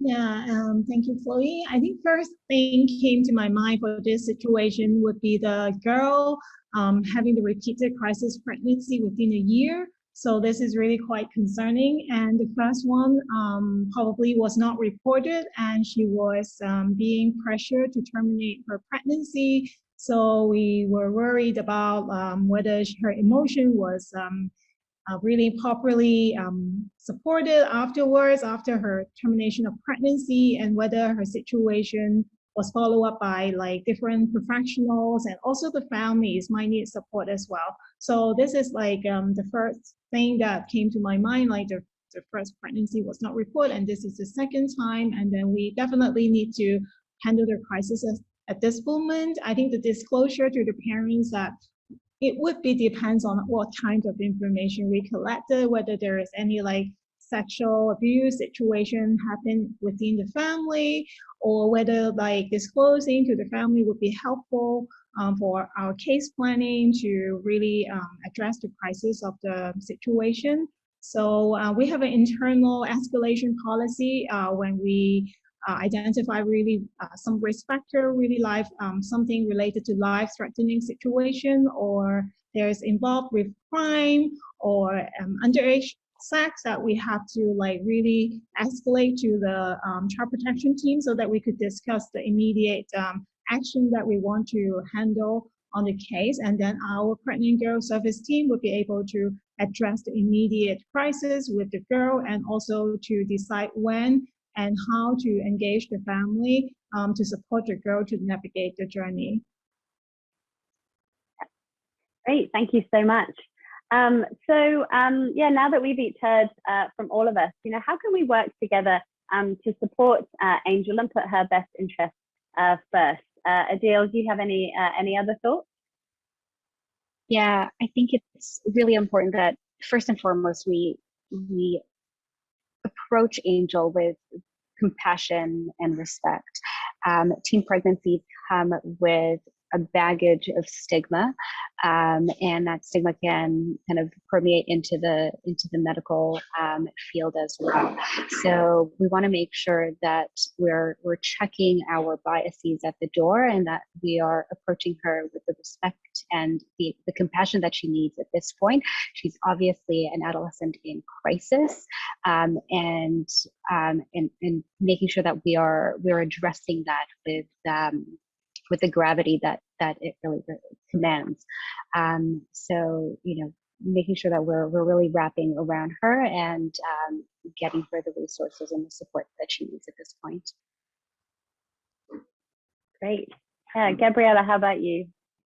I agree with Adil. I think the respect will give you the first step to move on to having a conversation with Angel later on, and understanding what is going on in her life, and supporting her through education, open conversations, and educating her about protected sex and consequences of early pregnancies to life, and helping her make informed choices about her life. Yeah, absolutely. Leah, what are your thoughts? I think this kind of conversation with collaboration with different professionals would be very helpful for social worker to be equipped with different professional legal knowledge or medical advice in dealing with the situation with such a level of complexities. Yeah, absolutely. Great. Thank you so much for sharing on this case. I think it really highlights the importance of talking to one another. As social workers need legal support, medical understanding of what's happening in this case, and I think you just really drew out this real beautiful, important point that we just need to show respect and compassion and care to Angel as she faces such a crisis situation, and as she is able to move forward to a hopeful future, we hope. So thank you so much. That's our first case. Our second case, we're moving on. This is about a 13-year-old Vincent. And Vincent has been in foster care for 6 years since his elder sisters both experienced crisis pregnancy and their parents were suspected of sexual exploitation. Vincent has a good relationship with his foster mother, but she's worried about him. Recently, when he's come back from spending time with his parents, he's been returning home with gifts, including a new phone, expensive shoes, and bags of snacks. He's increasingly emotionally withdrawn, and he gets angry more quickly and has not been sleeping well. So his foster mother is worried about what might be happening to Vincent, but she does not know who to talk to about her concerns. So Gabriella, I'd love to look at this from a legal perspective. The foster mother doesn't want to break confidentiality because the legal guardian is the parents, and she's worried that it's the parents who are causing harm to the child. So can we even report this case? Can anything be done in this situation from a legal perspective? Again, we're talking about somebody who's only 13, and we're talking about a background where there is potential and suspected abuse on the part of the parents. So my question would be, why are the visits unsupervised to the parents? And shouldn't there be, a request from, the authorities to get that to be supervised so that you don't have this problem? Of course, legally you have the same issues, duty of confidentiality and how, in what circumstances can you breach that duty of confidentiality? How can you disclose personal information? And there is always, if there is suspected crime taking place, those obligations get lifted, and you have exemptions, and you'd be entitled to take various measures. You can, as I said, go to court and ask for the confidentiality obligation to be lifted in certain circumstances. Great. And Leah, in this case, how can we build the capacity of foster parents? How would we support this foster parent who's facing this situation that she's in? Yeah, like I mentioned before, in Mother's Choice, we have a child protection policy that includes the child protection training to make sure all of our staff and also volunteers, including our foster parents who are taking care of our children, will be receiving all the training that to help them to identify any potential risk factors or any suspected abuse or signs of abuse for any child that they care for. So I think this is really important for all the carers, including foster parents or caregiver in small group homes, to be able to equip with the knowledge to identify any specific concerns. For this situation, I think I really appreciate the foster parents really did a really great job to be able to identify any emotional changes or any concerns after their home leave for that foster child.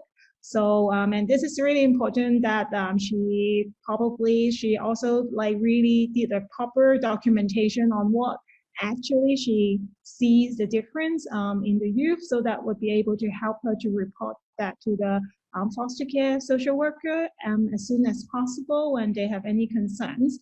And I just also want to highlight that this is really important for any caregiver to be able to supported by the agency to really protect the child that they care for.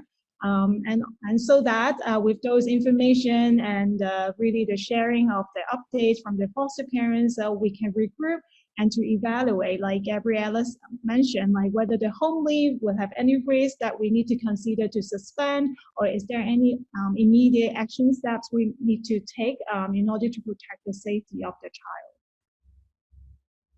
Great, yeah, thank you for sharing that. I think this case really highlights how important foster parents and caregivers and professionals who are caring for the child 24/7, they're the ones who really are able to identify, see what's happening and just even small minor changes in a child's behavior. So Adil, we know that often in a situation where there is suspected sexual abuse or other types of abuse, the child may immediately be sent to hospital for a checkup.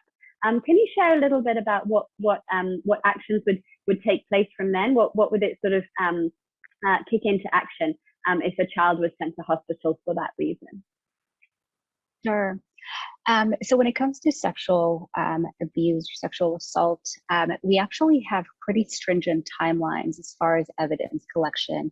And it's also dependent on the contact that is reported or suspected. Now, one thing to keep in mind is for prepubescent children, generally the need for evidence collection is not immediate. And what I mean by that is that oftentimes the disclosure is, far, like it's very much after the actual sexual contact was. So that would kind of take us out of the timeline of being able to collect any evidence. Now, for our case, he is a young adolescent, and so it's important to kind of ascertain what happened, what are the concerns, and then make a decision on the need for evidence collection, because it is quite invasive, and we want to make sure that we're not further traumatizing the young person. And so just really assessing, what is our need as far as evidence collection, and what is our need as far as assessing also risk of sexually transmitted infections. All of these come into play. And I know we talked about hospitalizations, and it's really important to also assess the need for inpatient care, or are we doing this as an outpatient care procedure or sort of contact. And if we are doing it as an inpatient care procedure or contact, then we have to consider sort of who are the supporters there around this young person to help him kind of get through this crisis, really. Yeah, absolutely. Thank you for sharing that important perspective. So Gabrielle, after hearing from everybody, do you have other thoughts on how we can work together to support a child like Vincent and make decisions in his best interest? Yeah, so just, it occurred to me that I forgot to mention that Hong Kong is a signatory to the UN Convention of the Rights of the Child. So that puts at its center, certain principles, non-discrimination, the best interests of the child, but also the views of the child as well. Okay, so what Odile was talking about, that mindfulness, that care that is given to the young person to ensure that we don't do more damage as we are trying to assist. So basically working together with professionals from different industries, because these situations are very, very complex. They're not easy. There's not one person who can give you an answer, but rather it's a collaborative effort that at the end of the day ensures that the best interests of the child are best served. And that's what we all strive to do. Yeah, absolutely. I liked how, you as a panel have really brought in not just real macro level decisions. So what are children's rights on a global level, on a Hong Kong level, but also really that micro level, like who is this child most attached to? Who is their trusted adult? What are their feelings looking like? I really appreciate that you've really brought those two together. Leah, what are your sort of final wrap-up thoughts on this case? I think I really appreciate the collaboration here, and also hear the different advice and views from different professionals would be really helpful for the social worker to also to explain to the youth who are in care, so that they know what to expect for the procedures wise, for their rights, for the different legal knowledge that they need in order for them to also have an informed decision on, because we want to hear their views, we want to really listen to their wish, but also we want them to be well informed and to really give them all the information so that they could really make their own decision based on really well informed information. Yeah, fantastic. Yeah, Adil, do you have some wrap up thoughts on this case as well with Vincent? Yeah, in this case and in all other cases, I think we have to consider the mental health ramifications as well. So of course, as medical professionals, we might kind of hone in and focus in on whether it's evidence collection or like a medical crisis, but we have to think about this young person's mental health. And some of the ramifications can be, depression, anxiety, post-traumatic stress disorder, and we want to make sure that we are not contributing to that. So ensuring that they have the right supports, and you spoke about the attachment. So making sure that they have, a trusted, supporting adult with them at all times, whether it's, in the hospital or otherwise, to help them get through that and build resilience. And, that's sort of making sure that we're really thinking about not just right now, the crisis right now as it's happening, but what does this look like for this young person as they move on from this crisis. So making sure that we're really supporting them and ensuring that they can be there with somebody that they trust and feel supported by as well. And that will help build trust in the system, so that, if they come up with, if something else happens, that they feel comfortable coming and asking for help as well. Great, thank you. As you highlighted, we're really meeting these youth at such a crisis point. This is some of the lowest points of their life. And as professionals, especially as multidisciplinary professionals, we're really thinking, how can we work together to make sure that we don't do any harm from here? There's so many things that we could do to actually make this situation so much worse for this youth. But actually our role is really, how do we make sure that we set this youth on a path in a positive direction, despite this real crisis moment that's happened to them.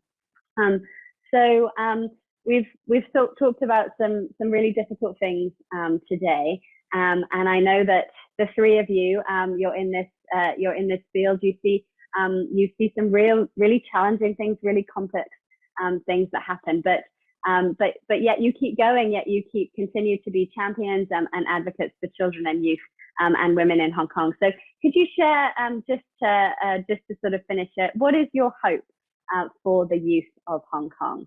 I'm going to start with Gabriella. Well, of course, the hope is that they have a wonderful, bright and happy future.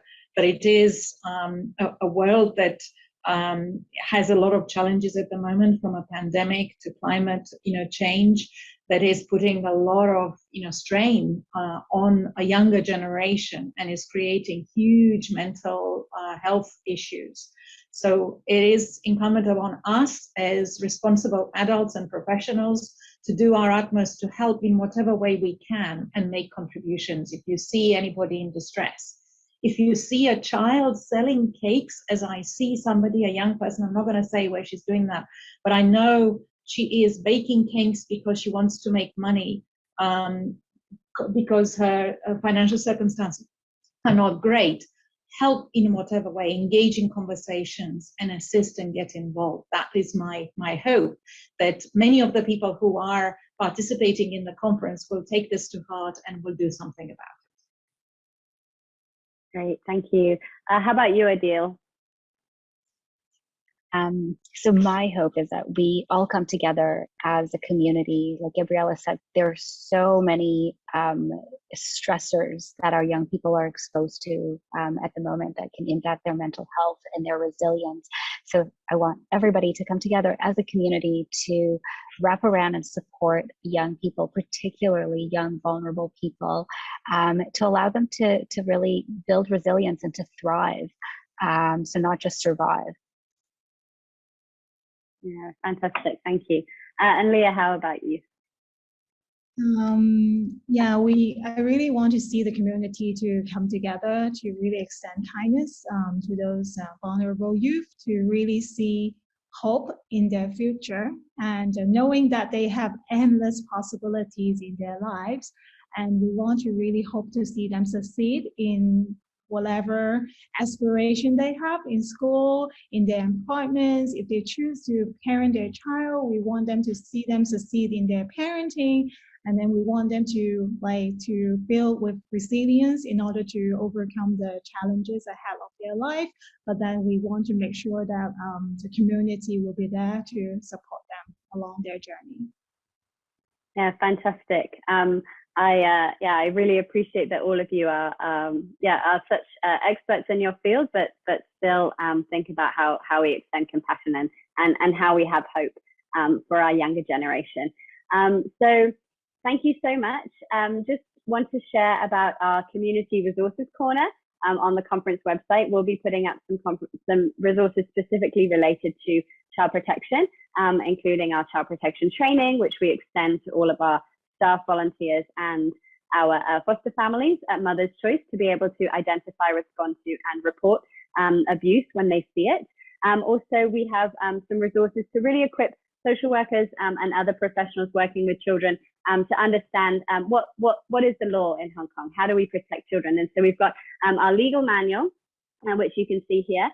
It's full of topics from child protection, child abuse, crisis pregnancy, pregnancy rights, to children in care, adoption, and also data privacy. And we're really thankful, especially to Mayor Brown, for your partnership in really helping us to put this manual together, the second edition, and especially drafting the data privacy chapter, which is so important for all of us to really know. So I really want to thank you here today. We'll just wrap up now, and I just think the beauty of this panel is our different perspectives. It's being a multidisciplinary panel with people from the medical and social work and legal field. And I know Odile and Gabriella, you both have a hand in the academic sector as well, and teaching pre-professionals as well in this field. I hope this panel has shown that child protection is everyone's responsibility. We believe everyone has a role to play. Whoever you are, whatever your field, we all have a role to keep children and youth safe in our city. So I just thank you very much. Whatever background you come from, know that you really do play a role in changing life stories. So thank you for joining hands with us today, and hope you have a wonderful rest of your conference.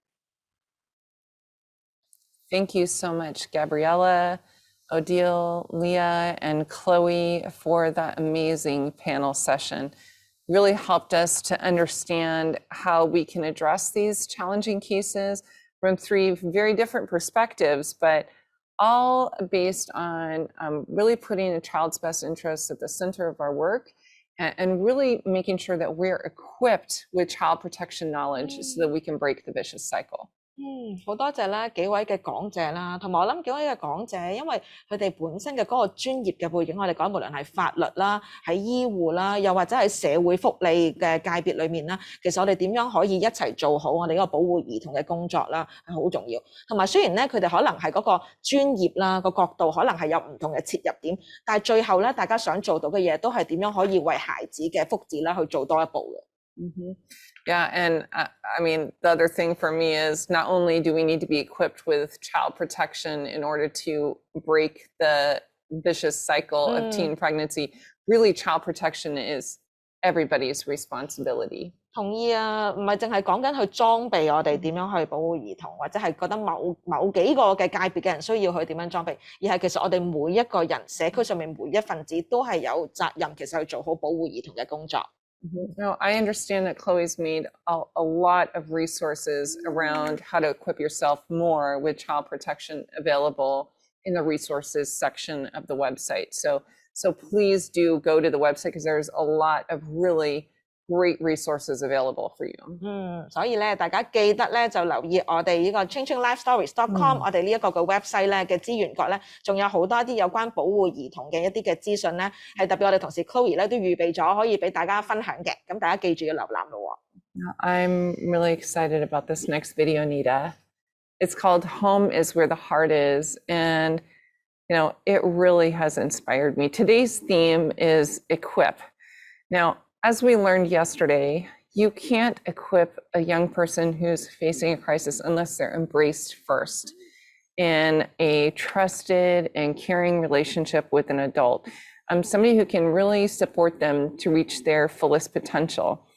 But the fact is, many pregnant teens don't really have anybody like that in their life, right? They've experienced trauma and they really have a lack of trust in adults. Now, at Mother's Choice, we actually have a hostel where some of the girls who don't have a safe home to go to, or they don't have a home where there's an adult who can equip them with the kind of critical knowledge and skills that they need to make their decision, they can come and actually live with us in safety, build that trusted relationship, and really think about their choices, because it's a really pivotal moment. 冇錯啊！我諗我哋咧喺第一日嘅時候都有講過啦，點樣去全然接納女孩子同埋我哋自己啦。但我諗最重要一樣嘢就係我哋真係要去 embrace 咗佢哋之後咧，我哋先至可以講緊去到裝備，就係回應今日嘅主題。但係當我哋講緊裝備嘅時候，都可以回想一下，其實女孩子佢成長嘅時候咧，有冇一啲係可以俾到佢安穩、可以信任，亦都係可靠一啲 caring 嘅 adult 喺佢身邊去協助佢哋去成長或者支持佢哋去成長啦。其實咧有身邊有一個咁樣嘅成人咧，對於女孩子嚟講係非常之重要嘅，亦都係因為咁樣嘅原因咧，所以我哋今日咧都帶嚟咗一個嘅 video 啦，正咧就係印證咗啦，其實 home is where the heart is， 即係女孩子其實佢嚟到我哋母親的抉擇，特別係我哋講緊我哋一個嘅住宿寄宿嘅服務嘅時候咧，其實呢個嘅經驗啦，可以同一個佢哋覺得好安心嘅一個成年人，一個好安心安全嘅環境嘅家，俾佢哋去面對意外懷孕呢個歷程咧，係非常之重要嘅。So this video is really special because it's filmed actually in our hostel. And for those of you who don't work on the front line directly with vulnerable girls, I think you're really going to be inspired by this because it gives you a glimpse into the work from the voice of those who are really directly on the front line. And the person who's going to be sharing here is Romy. She's one of our house mothers, and that's an adult professional who actually lives on site in the hostel together with the girls and is really responsible for that embracing and then equipping and all those moments. But just by building that relationship, she's in a position to really equip them. 冇錯啊！喺母親的抉擇，我哋有呢個嘅意外懷孕女孩子嘅嗰個嘅住宿服務啦。可能大家都未必知道，其實我哋嗰個住宿服務咧，並唔係話講緊好似即係韞住個女仔咁樣，而係我哋覺得嗰個真係一個可以令到女孩子好安心，有一個人嘅人陪伴佢嘅成長咧嘅一個嘅環境。咁亦都係正咁嘅原因咧，我哋今日咧喺個 video 裏面咧，都會介紹一個好重要嘅人物，就係 Romy 啊，就係我哋嗰個宿舍裏面嘅一個嘅社監 house mother， 亦都係咧佢正就係咧喺個宿舍呢個環境裏面咧，活出咗究竟乜嘢叫做一個真摯嘅關係，乜嘢叫全然接納啦，亦都係佢印證咗就係用呢一種嘅關係，其實就係協助到女仔點樣可以成長。Let's hear from Romy.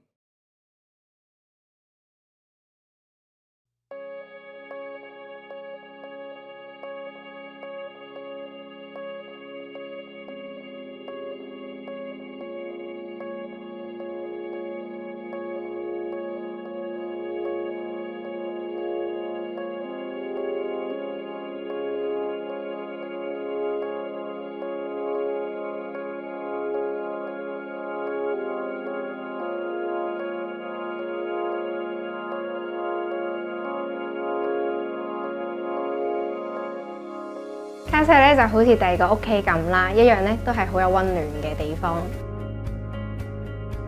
家舍嘅活動咧，通常都係由一啲有專業知識嘅義工咧去教授嘅，例如一啲產前產後嘅護理啦，同埋照顧 BB 嘅訓練，或者會教啲職場嘅指導啦，教佢哋點樣寫 CV 啊、見工啊等等。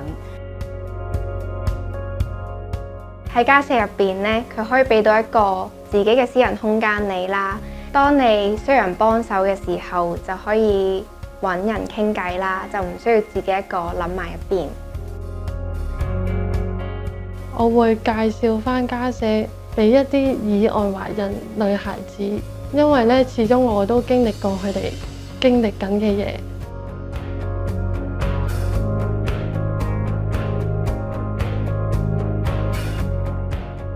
另外，我哋都有唔同嘅女仔係在學之中，所以我哋都會有義工上嚟幫佢哋功課輔導，希望咧可以幫助佢哋重返校園。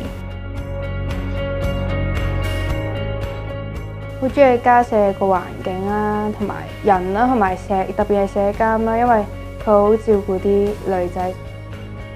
週末嘅時候咧，都會有外出嘅活動嘅，因為都為免咧妹妹覺得留喺家舍係比較沉悶啦，所以有時都會帶佢哋去下離島啊，甚至有時會出去燒烤啊，去下唔同嘅地方去散下心。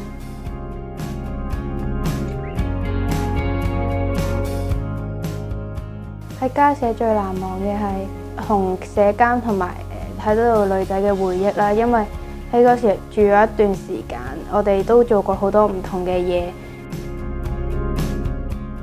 家舍俾到一個感覺，我係一個好舒服同埋好安全嘅地方。我最中意家舍張飯台，因為好少機會會好多人一齊食飯。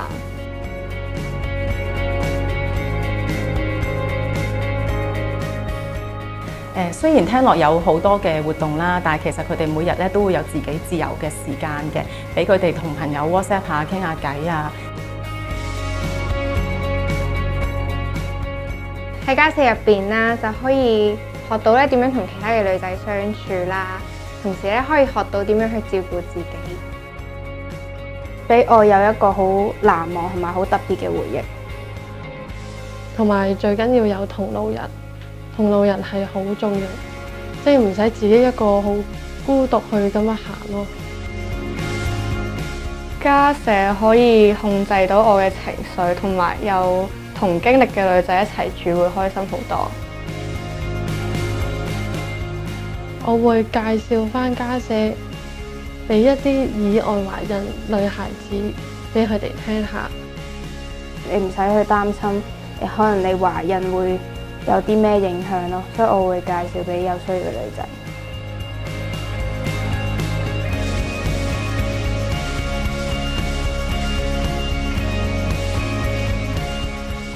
我們這一家。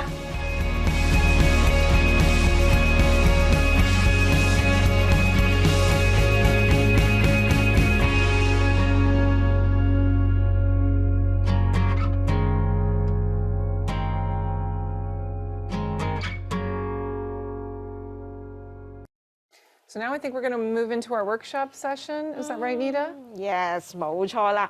嚟到咧，我哋今日呢個時間咧，就又進入咗我哋呢個嘅工作坊嘅時段啦。咁今日咧呢個嘅工作坊咧，我覺得係非常之實用嘅，因為咧我哋今日咧就會講緊裝備啊嘛。咁當我哋學咗一啲保護兒童啊，或者一啲係性健康嘅推廣，一啲嘅基本嘅知識之後咧，我哋真係去到，如果我哋要切切實實去支援一個意外懷孕嘅女孩子，做一啲個案管理嘅時候，其實我哋點樣做咧？特別係咧，我哋講緊我哋今日設咗一個嘅主題，就係講緊一啲複雜個案嘅管理，點樣去 navigate 一啲真係好 complicated 嘅 cases。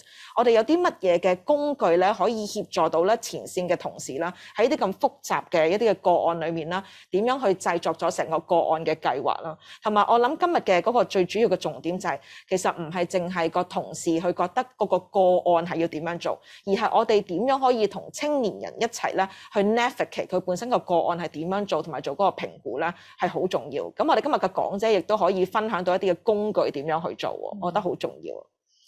Yeah, so the topic of this next workshop is navigating complexity, how to represent the shared vision of a vulnerable youth. Now, the reality is that every day, frontline workers have the privilege to hear and to witness the life stories of very vulnerable clients. And many of these stories, however, are set amidst intergenerational trauma that is so complex that workers can really struggle to know where to start or how to prioritize or where to focus the case. And it's really difficult for them actually to assess accurately the needs of a pregnant youth so that we can equip them with the appropriate information, skills, and resources in a timely manner. So if we're going to equip young people, we actually have to assess. And that's why I'm really excited that that's really what we're going to be focusing on here, how to do this assessment. I understand that we're looking overseas, but this time a little bit closer to home. So who's going to be leading us? 好開心啊！我哋今日咧呢一個工作坊咧就係有 Dr. Sohan Kwa， 佢係啦臨床心理學家啦，佢今日咧就會係同我哋帶領呢個嘅工作坊啦，就會係等大家可以了解多啲咧，其實複雜個案嘅管理係點樣做，同埋更加開心嘅，我哋今日都有我哋嘅同事啦 Leah 啦，亦都會同Dr. Sohan 咧一齊去參與咧帶領今次嘅工作坊嘅。就正如啦頭先 Alia 所提及到啦。呢個工作坊咧嘅重點就係我哋講緊咧，因為青年人咧，特別係我哋接觸到嘅咧一啲面對意外懷孕啦，或者係冇屋企支援嘅青年人，佢哋嘅需要都好多元嘅。咁所以呢個工作坊嘅重點就係我哋可以點樣去揾到呢一群青年人佢哋一啲嘅需要啦，有啲乜嘢嘅工具啦，或者係我哋所謂叫 common language 一啲共同嘅語言啦，去制定一個嘅個案嘅管理嘅計劃啦，特別係就住一啲複雜嘅個案管理啦。咁同埋就係我哋講緊喺做嗰個複雜個案管理嘅過程裏面，可能都會有唔同嘅一啲嘅專業嘅單位去合作。咁我哋都會探索就係話，究竟我哋點樣可以同呢啲唔同嘅單位合作，去一齊去管理去 co-manage 呢啲 cases 咧。咁所以我哋今日都好開心啦，就係可以請到Dr. Sohan 啦、臨床心理學家啦，同埋就係 Leah 啦，我哋嘅個案管理嘅同事咧，就可以一齊去做呢個嘅工作坊嘅。It is pretty exciting because we're welcoming Dr.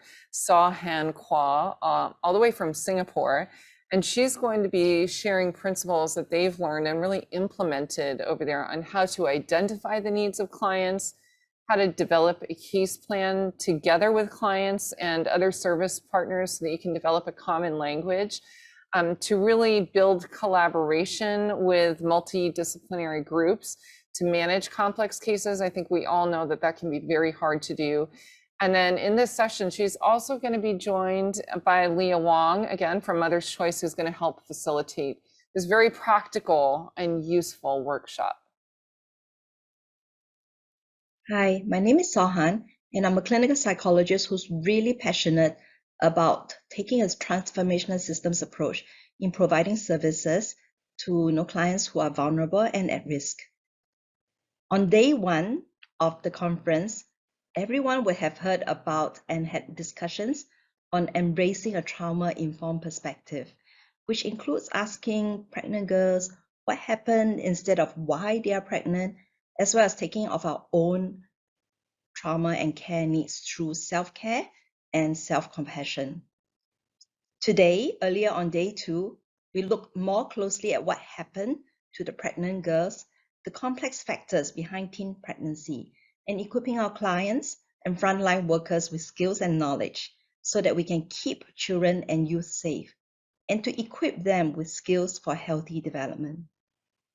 So far, the conversations are about the what, but knowing what to look out for, what to do, what to change do not necessarily mean that we know how to make sense and integrate the information of complex needs to take concrete, effective steps towards empowering our teenage clients and their family members towards positive transformation and toward a shared vision of what a better life looks like.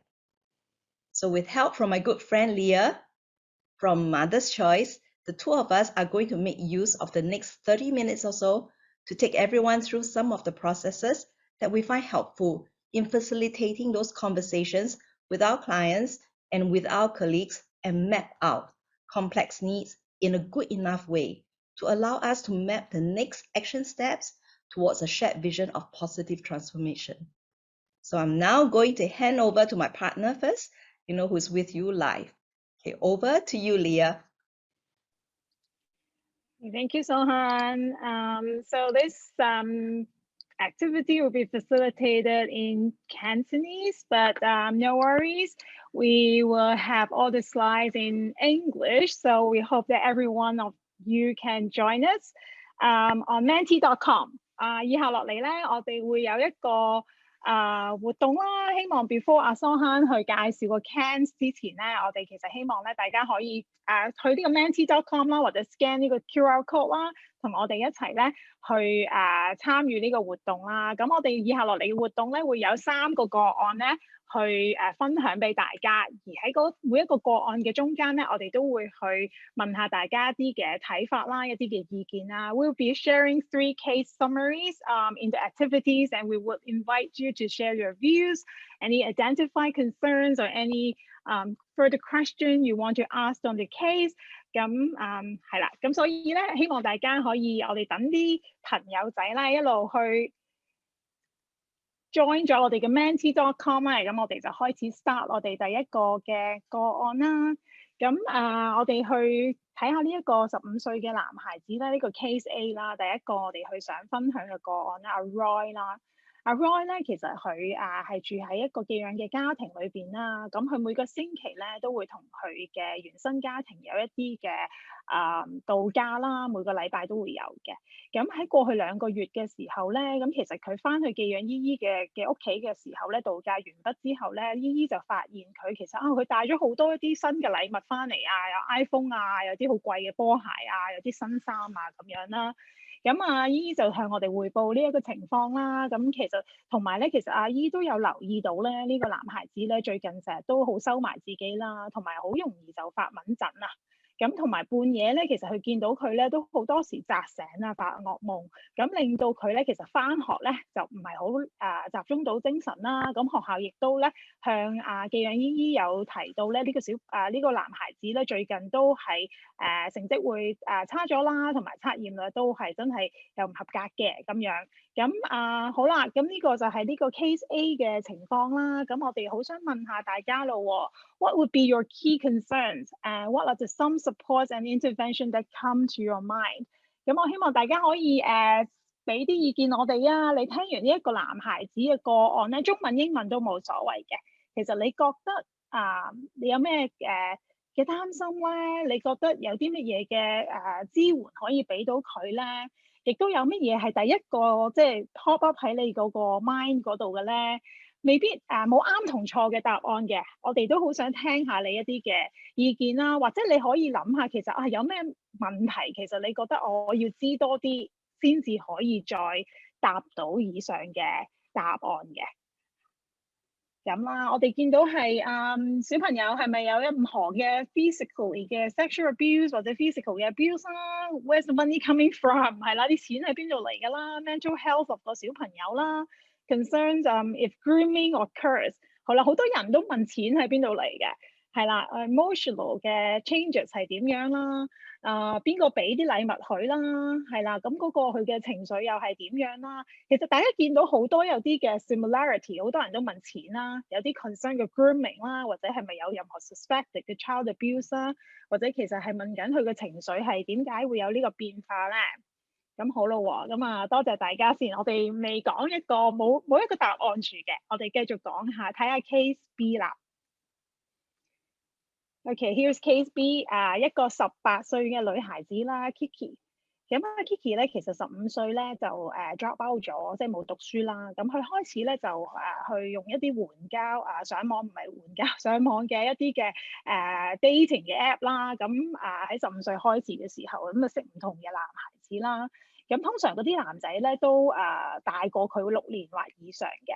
咁喺嗰啲關係裏邊咧，佢都好，即係 Kiki 都好即係嚮往，可能中意收禮物啊，亦都有好多帶佢去玩啊，或者提供一啲住宿俾佢啦。咁Kiki 其實而家咧係第3次意外懷孕啦。佢媽媽咧係本身都係一個單親嘅媽媽嚟嘅，有3個小朋友啦。佢今次咧好鼓勵Kiki 咧去生呢個小朋友，同埋希望Kiki 可以同BB 個爸爸咧去商量，究竟佢可唔可以真係俾錢養呢個BB 啦？如果唔係咧，其實佢媽媽咧就話我都想報警啦。如果佢唔去即係負一個責任啦。咁咁啊 Kiki 自己其實喺度諗緊咧，佢對之前2次嘅意外懷孕咧，佢都係將 BB 去安排領養啦。其實佢自己考量緊，佢今次可以有啲乜嘢唔同，去改變佢自己嘅生命咧。佢其實自己都唔希望再次意外懷孕㗎啦。咁但係同埋咧，其實佢都唔係好同意佢媽媽嘅諗法嘅。好啦，咁after reading this case summary, we also want to ask you the same questions。我哋都想問翻你同一個嘅問題啦。咁其實你覺得對 Kiki 呢個個案，你有啲乜嘢嘅諗法咧？你有啲乜嘢擔心咧？睇完佢呢個 case 嘅時候，其實你大家覺得有啲乜嘢嘅 support 啦，或者支援啦，係你覺得可以俾到Kiki 嘅咧？或者你有啲咩問題咧？有啲 any further questions you might want to ask 係啦 ，in order to get to know about the case further。咁我哋見到係 emotional trauma，Kiki experience 啦，可能係講緊佢已經係2次嘅 pregnancy 啦 ，coercion from 個媽媽啦 ，unbalance 嘅 power control between Kiki 同 boyfriend 啦，what changes she want to have 啦，her current relationship with boyfriend， 佢背後一啲嘅經歷啦，有冇 safe sex，practicing safe sex， 佢自己一啲嘅 values 啦，或者嘅individual 一啲嘅變化啦。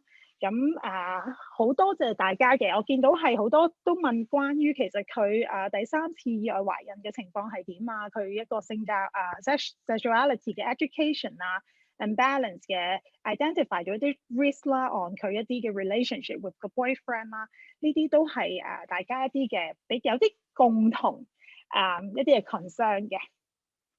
咁好啦，我哋最後一個個案啦 ，Case C 啦。呢個個案咧就係一個38歲嘅女士啦 ，Candy。咁 Candy 咧其實咧就refer 咗去一個戒毒嘅服務啦，因為其實佢長期有一個濫藥啦同埋酗酒嘅習慣嘅。咁因為佢濫藥嘅情況咧，佢個仔仔咧就係去咗一個寄養服務嗰度去被照顧啦。咁其實Candy 自己咧本身都有另外2個女嘅，除咗個仔之外有2個女啦。咁2個女咧，其實成日都出街出到好夜啦。有一個女咧，仲係即係試過咧唔見咗一段好長嘅時間嘅。咁女翻嚟嘅時候咧，都會帶住好多即係自己有錢啦，亦都係成日都買到啲好貴嘅衫褲鞋襪咁樣咯。咁呢個就係呢位38歲Candy 嗰個情況啦。咁好啦，又係同一個問題啦。請大家可能俾一啲意見啦。你覺得你對 Candy 呢一個 case 有咩睇法咧？你覺得有啲咩 concern 你係 identify 咗 for 佢呢個情況咧？如果你係佢嗰個管理佢呢個個案嘅同事啦，你覺得其實佢需要啲乜嘢咧？喺呢個階段，同埋或者你有乜嘢嘅問題，好想去再問佢多少少啦，係啦，以至到你可以再去部署一啲你嘅計劃嘅。咁有冇工作啦 ？Candy 見到佢同佢仔女嘅溝通係點啦？Need to break the vicious cycle 啦，佢嘅 parenting skills 啦，佢點樣去繼續去照顧小朋友啦？係啦，係啦，大家都會關心個女嗰啲物資喺邊度嚟啦，識咩朋友啦？其實佢最大嘅困難係乜嘢咧？有冇其他 significant others 嘅 support 咧？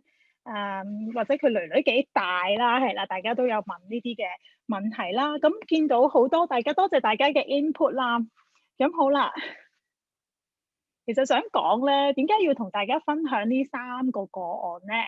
大家有冇覺得好口熟面咧？大家呢幾隻 case 啦。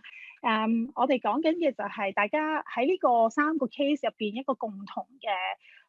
一個睇到 observation 就係呢3個 case 大家都覺得係需要 intervention 嘅，係需要一啲嘅即係 support on 點樣去幫呢幾個 client 啦。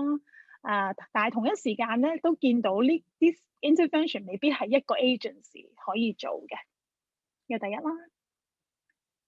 第二就係咧 what if we tell you that all 3 cases are actually from the same family？ 咁我哋其實咧呢3個個案係一啲個案咯，係3個個案其實來自一個家庭嘅。咁其實我哋都真係有即係 based on 我哋自己一啲經驗去寫出嚟啦。呢3個 case，咁其實好多時我相信大家去做 case 嘅時候都會嘅，可能阿 Roy 佢喺寄養服務，其實可能係喺我哋 Mother's Choice Foster 嘅 case， 但係同一時間可能阿 Candy 媽媽可能係另外一啲嘅social worker 或者 agency 去 follow up 緊嘅 case 啦。咁我哋就會喺度再諗咯，究竟其實喺呢幾個 case A、B、C 裏邊，邊一啲 professional 係提供緊嗰一啲嘅資料咧？好似頭先咁講啦，可能阿 Kiki 啦，可能佢係 school social work 或者外展社工或者係 FCPSU 媽媽嗰個資料可能係 rehab 嘅 worker， 阿 Roy 可能係 foster care agency 等等啦。咁其實我哋去點樣去 collate 呢啲 information 咧？當我哋其實 work with 緊一個 family unit， 但係3個 case 都咁複雜嘅時候，其實我哋應該點樣去 consolidate 嗰一啲資料咧？咁另外一個 observation for 呢個 activity 就係當我哋咧提供俾大家差唔多即係 same information 嘅時候咧，其實大家俾一啲嘅意見啦，一啲嘅 concern，identify 到一啲 concern 啦，或者去 share 一啲嘅 recommendations 嘅時候，你見到都好似嘅，即係大家睇到一啲嘅 risk 啦，或者想問多啲一啲 obtain 一啲多啲嘅資料咧，其實個 views 係好相近嘅。咁所以你可以想像啦，如果一啲嘅我哋喺collect 一啲個案嘅資料嘅時候，其實如果係一個唔係好 structure 啦，或者其實大家有大家去演繹一個個案嘅資訊嘅時候，點樣去 navigate 隻 case 咧？係啦，咁所以咧，今日咧點解一陣間阿蘇涵會同我哋繼續介紹 CANS 咧？其實我哋係想去介紹俾大家，其實 CANS 係一個工具啦。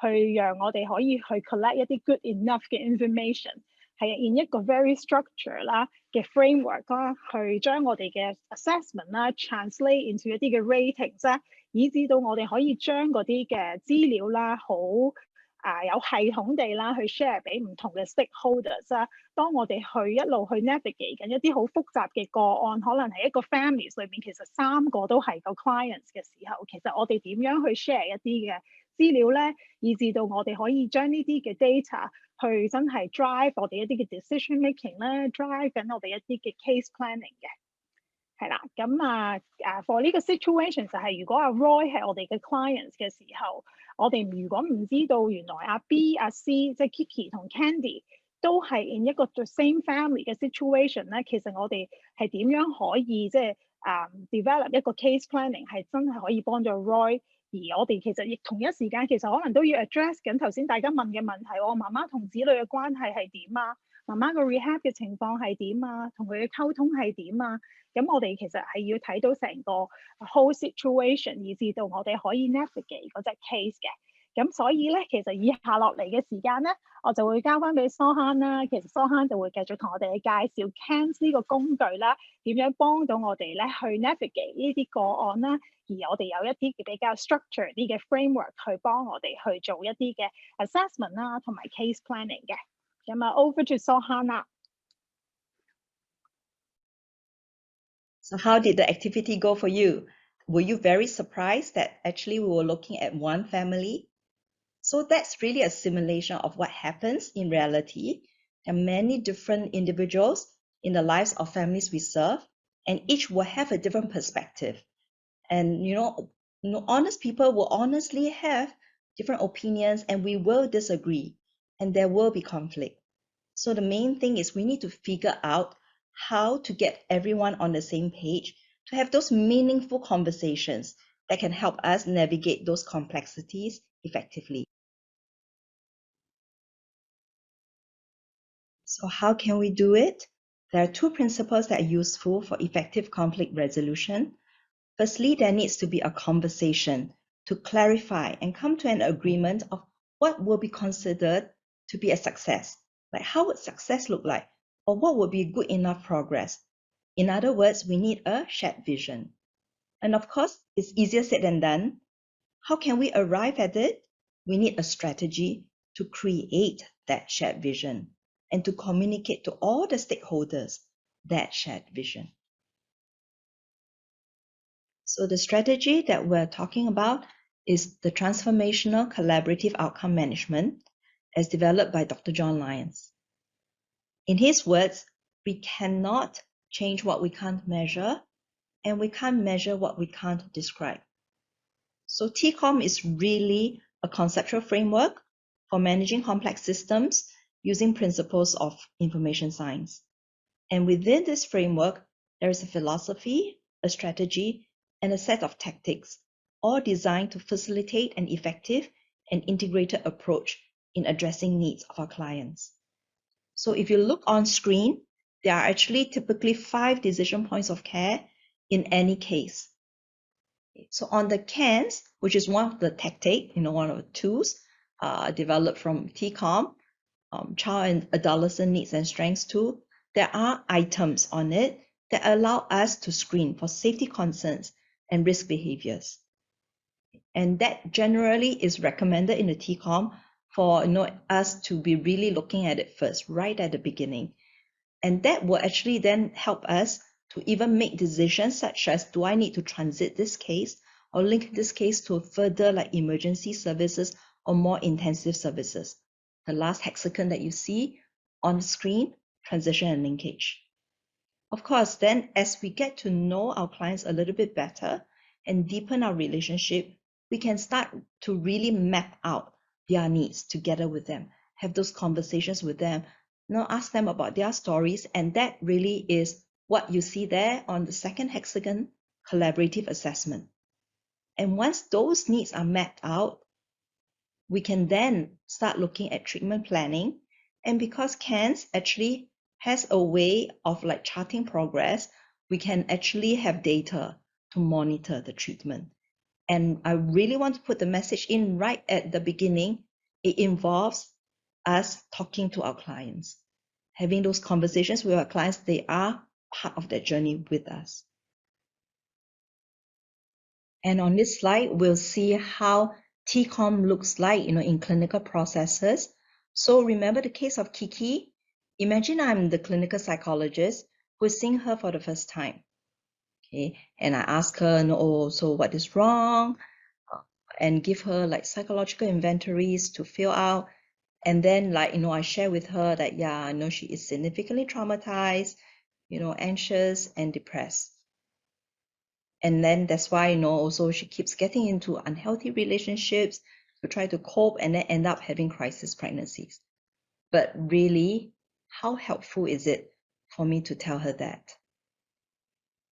On the other hand, if I were to adopt a change-oriented approach, I can have a conversation with her to try to understand, right? How does she see the current situation that she is in? And where does she want to move on from here? And if you think about that, she actually might feel more listened to and be more prepared actually right at the beginning to be engaged to try something new. So I guess brings us to the second point. Really, the most important team member is actually our client. And when we look at the shared vision, it's really the client's vision. So, imagine I can tell Kiki that, you should practice safe sex. You should find other ways to have your attachment needs met or be more assertive towards male friends. The question is, does she see those as important as I see it? In Kiki's experience, being alone or not having her attachment needs met, right, can actually hijack the ability to understand the need to do something differently. Basically, her emotions will get in the way. And so it's not as though she doesn't want to, but she can't. Okay? And so this is the part where, when we look at transformational collaborative approach, we're really looking at how can we empower our clients to achieve the well-being that they would like to have. So next, let's look at outcomes management. Okay. So imagine again, I'm working with Kiki and I focus on getting her to practice safe sex and not get pregnant. Okay, and every session I ask her, is she still practicing safe sex? Okay, and how important it is that she does not have a fourth crisis pregnancy. She will agree. Okay, and she will tell me that what she can do to get herself not pregnant. and then she gets pregnant again. Okay. Why is that? Because whatever I'm saying is not meaningful to her. Okay. But imagine, right? We have another conversation where Kiki and I agree on a meaningful goal for her. No, is to slow down in a romantic relationship. So we're not saying that, oh, don't see guys at all, not have relationship at all, but to learn to slow down in a romantic relationship and to make good decisions in getting her need for love and companionship met without her being taken advantage of. Okay. Then I can make it as an ongoing conversation, a living part of my work with her, right? To clarify, okay, what do you mean by slowing down? Okay. And then maybe she tells me that, oh, the initial dates are all in public places, no kissing for the first month, and then to come up with behaviors to observe, right? In male friends that would suggest red flags. Okay. And all these could be then further worked out. And guess what? Through those conversations, she is then being more sensitized as well to the behaviors that she ought to look out for, the signs that she ought to look out for. And we can then talk to her about okay, what happens if things are not going the way that she has planned? Okay, where can she seek further help, or who can she talk to? And this is really truly what we mean by TCOM in the clinical processes. So I hope by now all of us realize how important it is to have the shared vision among the different stakeholders, and especially with our client. And on this slide, are two questions that I find helpful in trying to arrive at that shared vision. What will change look like? And when our work is complete, right, what will we have achieved? And here are some examples of how shared vision statements can look like. There are no actually right answers. Okay, so nothing is absolute. So these are just suggestions. And depending on the context of the case, who our primary client is, there can be variations as well. One thing that I would like us to take note of is that the language is always positive. So rather than highlighting the problem, we are describing the skills to build. So enough about the shared vision. We can't only just have the shared vision. Remember, there's also the outcomes management part. So how do we then document or have good enough information to come up with the goals, right? And to manage progress. And that's where we would like to introduce to everyone the child and adolescent needs and strengths too. And here you can see on the slide is a Hong Kong version. So Mother's Choice actually has developed a local version, and they've been working on it since 2018. It consists of 62 items in 5 core domains, as you can see in the green boxes, 28 items in 6 optional domains, those in orange boxes, and 30 items in 3 supplementary domains, those in the light blue boxes. So CANS essentially is a tool that allows us to map out the needs and strengths of our clients. And I believe everyone who's attending this conference has already received a copy. Okay, so you can have a closer look at your own user guides to check out all the different items. Essentially, this is a tool to facilitate communication among different stakeholders and for us to integrate and synthesize information for action planning. And this is just to let us know that there's also a 0 to 6 for younger children version. So back to our CANS for 7 to 25 years. Here's the slide showing the 62 core items. Okay. The items on the CANS are evidence-based, and all users actually need to undergo training and achieve 70% inter-rater agreement. So all items actually have a 4-level rating system. We will be looking at it in greater detail in a bit. And one thing to highlight is that there is a strengths domain, and the ratings work a little bit differently for this domain as well, okay, which we will see in a while. So an important strategy that is used on the CANS to ensure that ratings are reliable and there is high inter-rater agreement is the use of key communimetric principles as seen on this slide. So some of us will already notice, right, that these principles help to ensure implementation of the TCOM framework.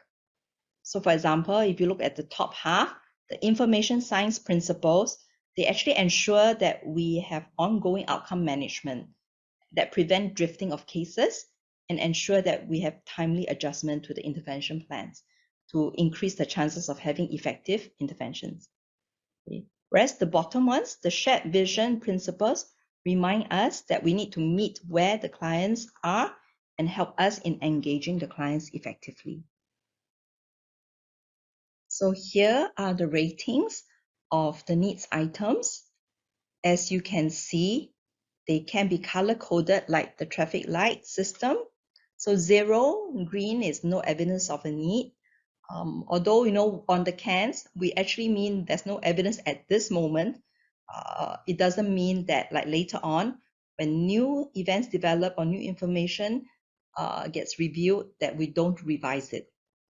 Okay, and as you can see, each rating is actually tied to an action level. So for example, a 1 actually is tied to the action of watchful waiting or preventive actions, or we might need additional assessment.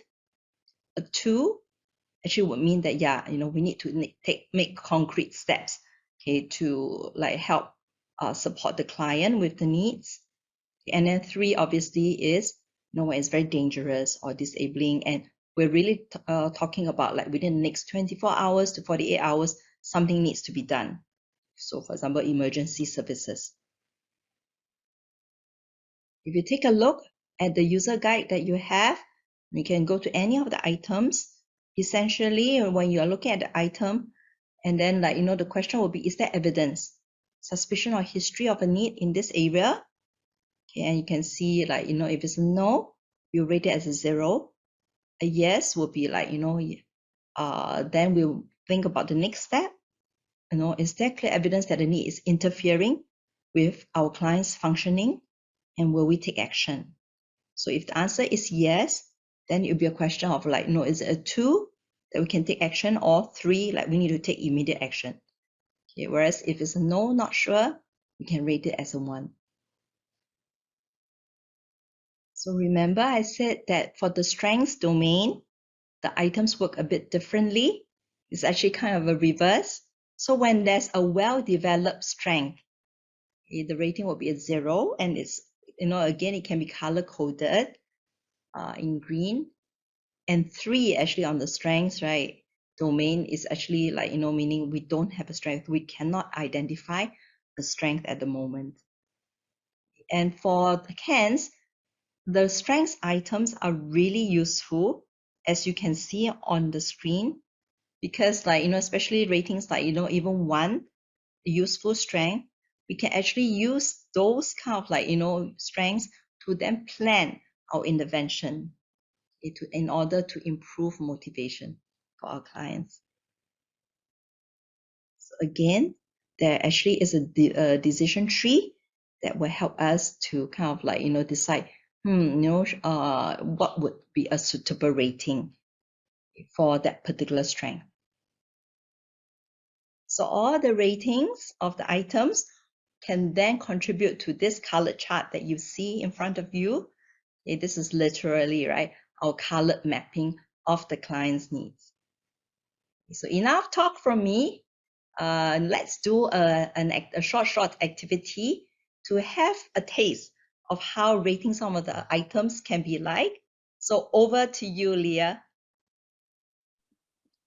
Thank you, Sohan. And like she said, 我哋而家咧就會試下做下個 CAMS 嘅 rating 啦，因為 Sohan 同我哋介紹咗一個 TCOM 嘅 framework 啦，一個 transformational 啦、collaborative 咧嘅 outcome manager 嘅 principle 啦，咁一個 CAMS 嘅工具係 based on 呢一個 principle， 咁我哋去做一啲個案管理嘅時候，點樣可以用到呢個工具去幫到我哋去做一個評估，而去 standardize 到我哋一啲嘅information 咧，咁我哋試下咧去做一個嘅活動啦，呢個見到有朋友已經去答咗啦。Based on Kiki 嘅 case 啦，不如咁其實咧頭先大家如果有記得Kiki 嗰個個案啦，其實如果你係佢嘅case worker，我哋呢個係一個講緊係一個 strength 嘅 item 嘅時候，你會點樣去評估Kiki 嗰個 motivation for positive change 咧？你覺得佢喺一個去有一個改變嘅動力裏邊，其實你會覺得佢係冇 strength 啦，你係覺得佢係一個strength， 但係要繼續去 build 啦？你覺得佢係有 strength 嘅，不過佢咧就繼續要去再 build 谷大啲嗰個 strength 嘅。咁俾啲 tips 大家啦，就係其實Kiki 有講過咧，頭先喺個 case study 嗰度咧講過咧，其實佢之前嗰2次意外懷孕嘅時間咧，其實佢都有好大嘅感觸啦。其實佢係好希望喺佢生命裏邊作出一啲改變嘅。其實佢唔希望再 repeat 呢個 crisis pregnancy 嘅。咁所以咧，大家咧差唔多嘅話咧，咁我哋就去俾一個 recommend 嘅 ratings 俾大家睇下啦。咁咧，我哋呢個嘅大家咪見唔到個答案，我睇下先。好嘅，係啦。咁咧呢個咧，我哋係啱嘅，大部分嘅朋友咧都啱嘅，答啱咗嘅。其實我哋 recommend 嘅 rating 係2啦，因為其實Kiki 係 contemplating on 即係佢真係諗緊佢想作出一啲嘅改變啦，但係其實佢未係有好take 任何 action 啦，或者其實唔係好知道個方向去點樣去做呢個改變。咁其實但係其實 at least 我哋都見到佢希望有呢個 motivation 去做，佢諗緊佢想有啲改變嘅。咁所以如果我哋做一個 case 嘅時候咧，我哋見到佢呢個 strength 係有喺度 require further building， 喺我哋嘅 case planning 嗰度就可以再諗多少少點樣去繼續用佢呢個 positive change 呢一個嘅 strength 去繼續去support 呢個 case 啦。咁繼續試下第2條咯。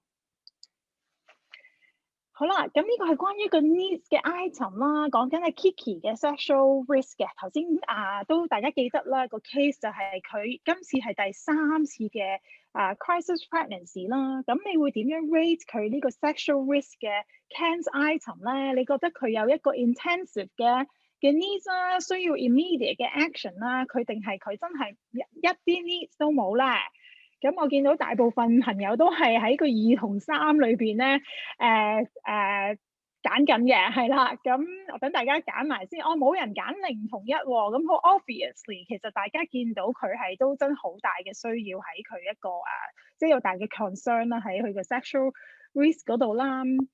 呢個 case 咧，其實我哋嘅 suggested rating 咧係3，但係其實2同3我哋都覺得係可以接受嘅，只不過係大家嗰個action needed 定係一個好 intensive 定係 immediate 嘅 action 去 address Kiki 嗰個 sexual risk 咧。而大家真係好犀利我覺得呢個 CANS 嘅 tools 都好犀利。咁其實係嘅，真係我哋大家都 identify 到係佢呢個 needs 係需要 take action 嘅。咁頭先蘇坑都有提過啦，其實呢個 CANS 係俾我哋知道個 what 喺呢個階段裏邊係啦，我哋見到 what happened to Kiki 呢個 situation， 但係大家可以耐心咁樣等候我哋咧，我哋陣間咧如果做晒呢個成個 CANS 嘅 profile 嘅時候咧，蘇坑就會同我哋講點樣去將呢個 case 變咗做一個 why 同埋 how 我哋去繼續做呢個 case 啊。咁我哋試多一條 CANS 喎 ，for Kiki 嘅媽媽啦 Candy 嘅。咁其實頭先都提到啦 ，Candy 嗰個 caregiver Kiki 媽媽即係 caregiver 嘅 needs 嘅 item 啦，佢有一個 substance use 嘅情況嘅。咁Candy is being referred to 一個即係 drug rehab 嘅係啦，for 佢一個濫藥啦同埋酗酒嘅情況嘅。咁你覺得 Candy 作為呢個 caregiver 個 need 係點樣咧？如果你係佢嘅處理佢嘅個案嘅同工，你會點樣 rate 佢呢個 case 咧？佢係有冇 evidence of needs 啦？喺佢嘅 caregiver 嘅 substance use 裏邊係啦，嗰個濫藥嘅情況啦，係冇 needs 啦？你覺得係有 needs 但係純粹需要 monitoring 係1係啦，定係有 need 佢需要 take action 係2啦？定係佢嘅 needs 係好需要 intensive 嘅 action 咧？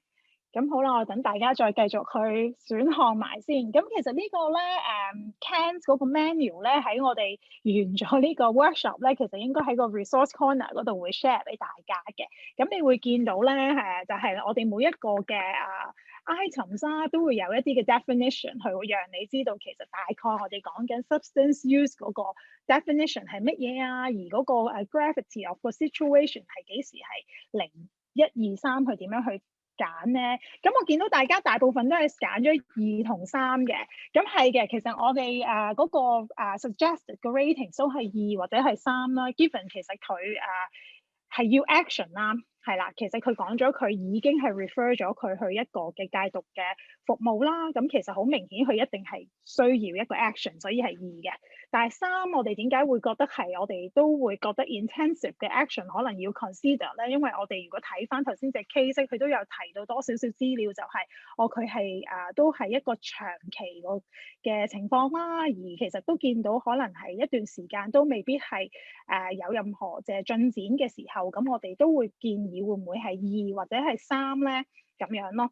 咁所以咧呢一個 activities 咧，希望俾大家去有一個嘅taste 啦，睇下個 CANS 嘅 rating， 大家係覺得點樣啦？係啦，0、1、2、3其實應該都好清楚，俾大家知道嗰個講緊係會唔會 take action on 嗰個嘅needs 或者係個 strength 嘅 situation 嘅。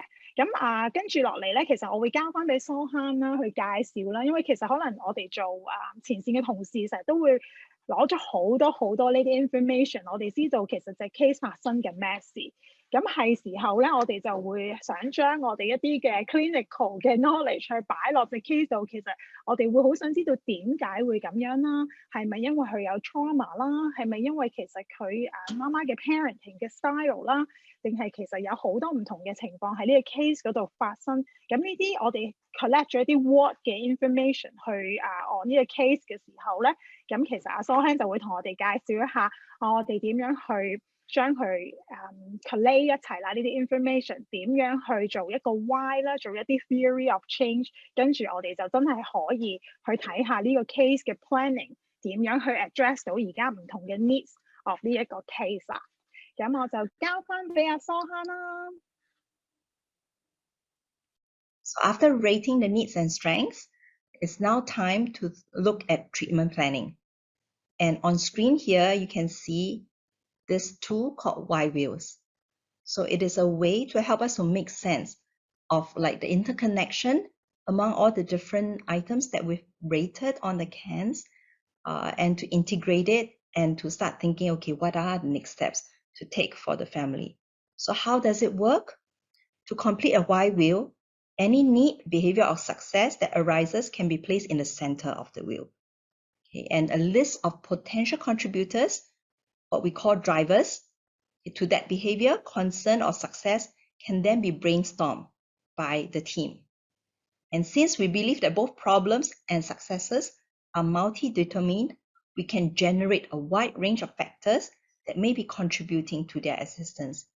And this is where CANS is also useful here. Having mapped out the different needs and strengths, we already have a first cut of the drivers. And if you think about it, like based on like literature and like research, a lot of times the drivers will belong to one of these 3 categories. They're either ecological factors, relational factors, or behavioral factors. Let's try it out for Kiki's case. Okay. When we think of what we know about Kiki's case so far, or other similar types of cases, what might be a behavior that is most concerning? What would be the target? And I'm going to suggest it is reducing sexually risky behavior. So for Kiki's case, based on what we know from information provided and the known risk factors for teenage crisis pregnancies, these are the possible drivers. Dropping out of school, feeling abandoned or neglected by her mother, being away from home, lack of meaningful activities, lack of positive peers, and perhaps also transactional view of relationships. Okay. And when we start thinking about attachment theory, we can also see how these 3 drivers might be related. And so on this slide, we can see how the earlier drivers that we've identified, together with the behavior of concern, can actually be mapped back to our CANs. And you can see then the equivalent of the CANs items related to those drivers and the behavior of concern. Okay. Of course, then now, that's only the first cut. We actually can do further analysis. And we're going to zoom in on this particular driver and look at the drivers that drive this particular factor. And here are the secondary why wheels. When we look at the possible contributors to Kiki feeling neglected by her mother, we can see that many of those drivers are actually the mother's needs. So time and again, research has shown that we need to have regulated parents in order to have regulated children. And you kind of like see it here in this case. And of course, this will not be the only set of wheels that we can look at. Okay, there are other further analysis that allow us to make sense of the interconnection of our findings documented by the CANs items. And remember the shared vision for Kiki, that she will achieve emotional stability and be able to make good decisions so that she can remain safe and focus on building her strengths and positive skills. So with this process, we actually can start to look at the many different ways that we can possibly intervene to try to help Kiki navigate life complexities and for us to look for ways to break the intergenerational cycles. At the end of the day, no one cares about things that you don't know about, and everyone else needs to know the stories of the children and families served, just like the direct care staff and other frontline professionals. So it's really about having a rapid and efficient way of communicating people's stories to the community and systems levels as well. And even if we disagree, CANs allows us to know what we are disagreeing on. And like we can have an agreement on that and have an ongoing and open conversation about it. So in closing, I hope everyone, in this very limited time is able to see that TCOM is really useful in navigating complexities because we create and communicate a shared vision that is about the well-being of our pregnant girls and their families. And this shared vision involves the participation of all the key partners, okay, so that we can have trust. And we actually can have good enough information to make good enough decisions about having an impact rather than just like merely spending time with them. But no, you can't really see it, in this particular presentation. But trust me, the information actually can be used simultaneously at all levels of the system. Okay, so maybe that would be for our future conversations. Okay, so with that, thank you for your attention. These are some of my references that this particular presentation is based on. And if anyone would like to reach out to us, here are our email addresses. Okay, back to you, Leah. Thank you, Sohan, and 多謝晒咁多位朋友啦，聽我哋嘅分享啦，喺咁短時間要講一個個 tools 咧，其實都我哋希望大家喚起大家一啲興趣啦，同埋大家啲少少大概對呢個 CANs 嘅認識啦。希望我哋日後咧，我哋喺個 resource corner 再擺我哋嘅 menu 啦，7至25歲同埋其實0至6歲嘅 menu 我哋都會擺上去嘅。咁有中文版，亦都有英文版嘅。咁希望大家唔同嘅機構啦，如果有興趣嘅話咧，我哋都會希望可以繼續同大家去跟進啦，同埋去再去share 我哋一啲嘅 learnings 啊，同埋 experience 咯。咁希望可以真係去幫到一啲嘅 clients 啦，去有一個共同嘅 language 去 work on 嘅 case 嘅。咁好多謝今日大家嘅參與，同埋好多謝大家嘅時間。咁我交翻個時間俾阿 Alia 同埋 Nida 啦。多謝晒 Dr. Sohan 同埋多謝晒 Leah 嘅分享。考下大家啦，大家有冇留意到咧？其實頭先咧，我哋喺 Child Protection 嘅嗰個嘅研討個 panel 嗰個其中一個個案，同阿 Leah 嘅嗰個工作方面其中一個個案有啲熟口熟面咧。Alia, do you observe that actually the case that we use for our child protection panel is also actually the same for the one that we use for the workshop that Leah just facilitated?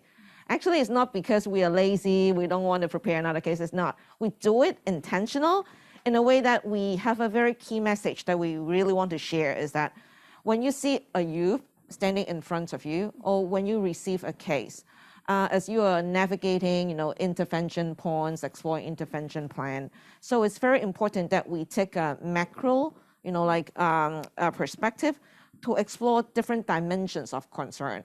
And just like when the girls, is facing crisis pregnancy when they come to mother's choice, of course we need to support her to navigate the baby plan and everything.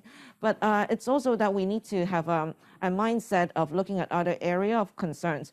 Or maybe some of those area of concerns can be the effective opportunity for transforming the girl's life and the journey and help her to grow and go through this crisis. So 我諗頭先咧好特別地方就係你見到嗰兩個個案咧個名改咗嘅，一個就叫 Vincent， 一個叫阿 Roy 嘅，有兩個名嘅。咁但係其實裡面個內容係一樣嘅。其實我哋都好故意嘅，因為我哋其實係好想帶一個好重要嘅訊息，就係當一個青年人其實嚟到即係大家嘅面前話我哋做個案嘅時候啦，其實我哋睇個個案其實真係要去好立體、好宏觀去睇。其實可能會有好多唔同嘅一啲嘅關注點去了解特別係我諗係複雜個案嘅青年人一啲嘅需要，咁亦都係正咁樣嘅原因啦，即係我哋更加係要裝備自己啦嚇，咁同埋就好似我哋母親叫找事女孩子嚟到我哋嗰度，我哋會做好多即係會支援佢去計劃點去處理個意外懷孕，但係好重要嘅其實係有其他嘅一啲嘅我哋嘅關注點，一啲嘅我哋叫 area of concern， 其實我哋都要去留意，同埋我哋可能會發現咗有一啲嘅所謂嘅 area of concern， 其實可能係一個契機咧，其實就正可以協助到個女孩子喺呢個嘅危機裏面去成長咯。咁所以我覺得同埋學埋呢個 CANS 嘅 tools is so good that we learn the tools of CANS, and I see that this is a very effective tool, especially for complex cases, to orchestrate everyone together to help the girls. Yeah, I totally agree, Nita. I learned so much from that strengths and needs approach. I've actually learned really a lot today. When I think about it, we learned how to identify risk factors. We learned about how we as professionals need to equip ourselves with some really concrete knowledge and skills around sexuality education, around child protection. And honestly, this last workshop on CANS and taking that TCOM approach to assessment to handle really complex cases, because I can see frontline workers are really handling more and more complexity, especially lately. I've learned really a lot. Yes, 係啊，我哋就學到好多嘢啦。我同 Alia 都分享咗 share 咗 what we have learned。我哋而家就要考下你哋學咗幾多嘢啦喎 ，OK？咁要嚟到我哋每一日咧最好玩嘅環節咧，就係嚟到呢個 Kahoot 嘅問答遊戲咯喎。Yeah, so that's what Nita and I learned today, but we want to find out what you learned too. So we're going to end today just as we did yesterday with a Kahoot quiz, and we have questions from all the different talks today. You can scan your QR code. But while you're registering, I just want to tell you a little bit about the great prizes. So just like yesterday, we've got very special prizes. And today, the first prize is actually going to be from Bathing Land. And I love that company because it's a company that's run and was started by a really caring young mom who created special soaps to relieve her own child's allergic symptoms. And she uses 100% natural oils, essential oils. So they're really lovely and natural products. 冇錯啊！今日咧，我哋嗰個遊戲咧，我哋都會有一個好有意思嘅一個獎品。其實今次嘅獎品咧就係嚟自一間公司叫 Bathing Land。其實佢係一個年輕媽媽創立嘅，咁佢就做好多一啲嘅番梘啦，特別係去舒緩一啲可能係有敏感嘅小朋友啦。咁其實佢呢個創業嘅嗰個 idea 其實都係嚟自佢本身嘅小朋友一啲嘅經歷嘅。咁同埋佢都係一啲好天然、好精緻嘅一啲嘅產品啦。咁我哋今日都好開心，即係可以有佢嘅呢啲嘅番簡，就係送俾大家去做小禮物啦。所以大家記得就要參加咯喎。咁同埋啦，我哋都好高興啦，我哋就係由1957咧就捐咗一啲嘅500蚊嘅餐飲禮券俾我哋啦，同埋亦都有Kiko Millennial 其實都會送咗一啲嘅化妝嘅套裝俾我哋嘅喎。That's right. We have another amazing dining voucher from 1957 and also more makeup from Kiko Milano. So really amazing prizes. Now I see many of you guys have logged on there with your nicknames. So I just want to remind you that if you're a winner today, or even if you were the winner yesterday, we're not going to know who you are unless you send us an email. So winners, please do send us an email to community@motherschoice.org so that we know how to reach you. Because we don't want to keep these prizes for ourselves. We actually want to send them to you. So if you're the winner yesterday or today or tomorrow, please make sure that you're emailing community@motherschoice.org. 冇錯啊，因為咧我哋都好多朋友參與呢個遊戲。如果你贏咗嘅話咧，想攞個獎品嘅話咧，就記住咧你要電郵去到我哋 community@motherschoice.org 嗰度咧，咁就去認領翻嗰個獎品。如果唔係，我哋都唔知喺邊度可以揾到你，同埋我哋都唔想啲獎品送唔出啊。所以記住電郵翻我哋話俾我哋聽啦。好，你哋見到咧就係畫面都有好多朋友都入咗嚟啦，同埋記住就係見到有嗰個遊戲嘅編碼啦，同埋就係 Kahoot.it 就記住入嚟同我哋玩啦。Okay, so that's the PIN number's 1444858. You can put that directly into Kahoot.it or you can scan the QR code. Well, I think we're about ready. Let's get started. Let's play.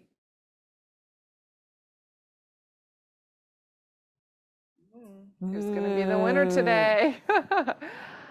All right, we're almost ready. It's going to be 5 questions. Let's see. Okay, what are the risk factors that contribute to teen pregnancy? 有啲咩導致青少年懷孕嘅一啲嘅風險嘅因素咧？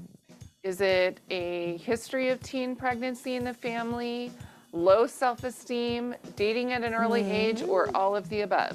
係咪佢屋企本身都有青少年懷孕嘅家族史啦？可能係佢本身一個個自信心啦，嗰樣嘢啦。咁年幼嘅時候開始談戀愛啦，定係以上全部都係咧？哇！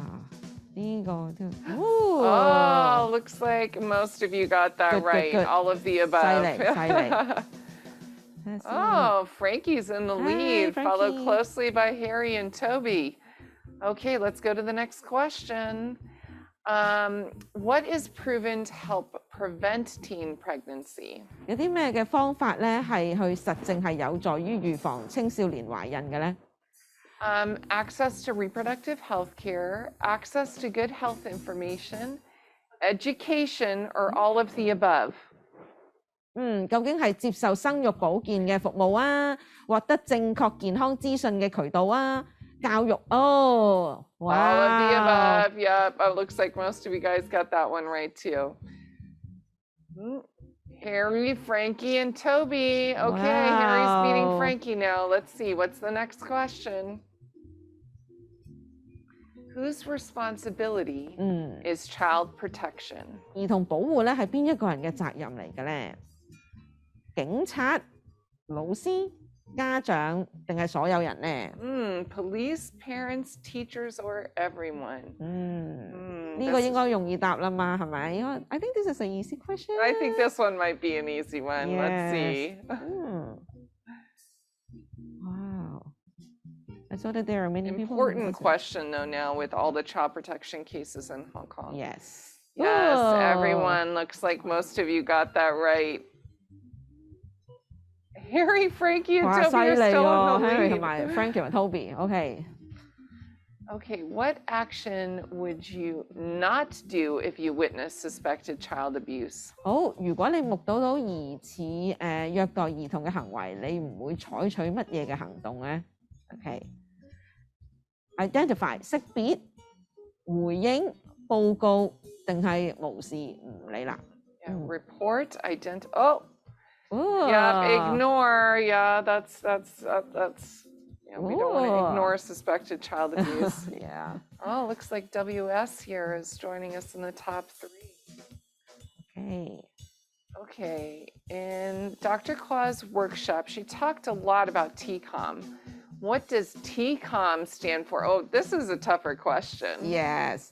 喺Dr. Kwan 嘅工作坊裏面咧，佢講咗好多叫 TCOM 嘅話題。TCOM 係代表啲咩咧？哇，咁係轉換協作成果、過渡合作成果管理、共同協作量度、改變效能管理。哇，個中文都好難。透明合作。外包管理 Oh wow, even the Chinese is so yeah, this challenging. is a hard question. Hard question. I have faith. Let's see. Oh wow, quite a few of you got that one right. I think that's the most difficult question we've had so far. So let's see who the winners were. In third place, Bunny. Ooh, Bunny. Ah, second place, WS. First place. Ooh. Frankie! Congratulations! WS, Frankie, and Bunny, please do be sure to send us an email to community@motherschoice.org. Congratulations to all of our winners. 記住send電郵俾我哋去攞返個禮物啦，多謝大家。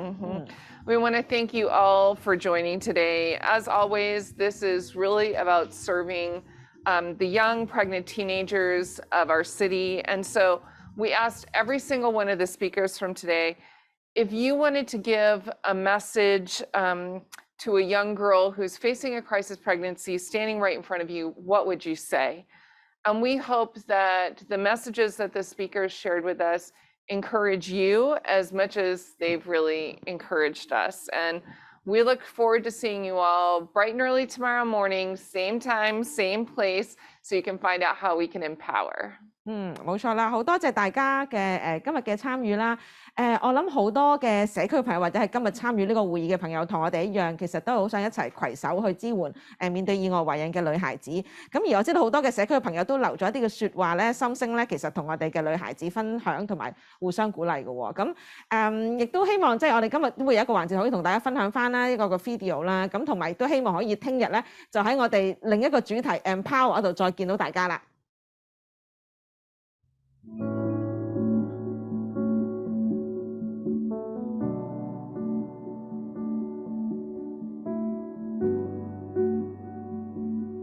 What is your biggest dream for the future? What do you think you're going to do in a couple of years? Would it be that you wanted to be an artist or a musician or a teacher, scientist, something in business? What is it that you're really excited about? 如果有年輕人你係有意外懷孕啦，你今次咁，但係我好希望你花少少時間咧，係啦，俾自己沉澱一下你今次嘅經驗，係啦。咁睇睇點樣好好地去照顧好自己嘅健康同埋你 BB 嘅健康，係啦。咁我相信係你有選擇嘅，係啦。你係可以有機會咧係更加照顧到你同你 BB 嘅健康，同埋而家你會睇到就係話，其實我哋社會上邊都有一啲嘅服務提供緊、支援緊你嘅需要嘅。係啊，咁我希望你繼續開放自己，將你嘅需要話俾我哋聽。其實你係絕對有能力咧，為自己同 BB 做你認為最適合自己嘅選擇嘅。可能有好多人會話俾你聽，我嘅經歷係點點點，或者我嘅選擇係點點點，我覺得最好係點點點。但係其實咧，只有你自己先知道自己同 BB 最需要啲咩，所以其實你係有能力為自己做自己嘅選擇。另一樣嘢就係，雖然 BB 嘅健康或者你哋未來嘅發展咧都好重要，但係而家呢一刻，其實你自己同埋你嘅健康咧都係非常之重要嘅。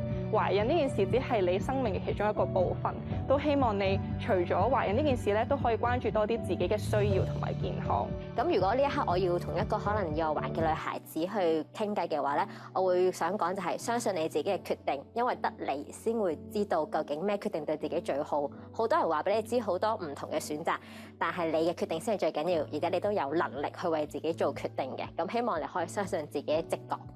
咁我都希望同你哋講，其實真係嘅，周圍咧好多即係好多小天使喺呢個社會上面都會 support 住你。不過更加重要就係你要相信你自己咧，你都有一個能力咧，希望可以真係呢個 crisis 咧，呢個意外患咧，都係一個你自己成長嘅機會。你咧相信自己，你可以做到一個咧最適合你自己嘅選擇嘅。You are so brave and I want to support you and walk with you on this journey. And I believe that you have everything that it takes to make the decision for you to have a hopeful future. You are not alone. This might seem like a difficult moment, but a few months later, it will be the beginning of a wonderful adventure. And what you will learn is that you are not alone. How can I help? You are important, you matter, and how can I support you? You are not alone. You are loved. You are precious. We will be here for you and walking alongside with you throughout your journey.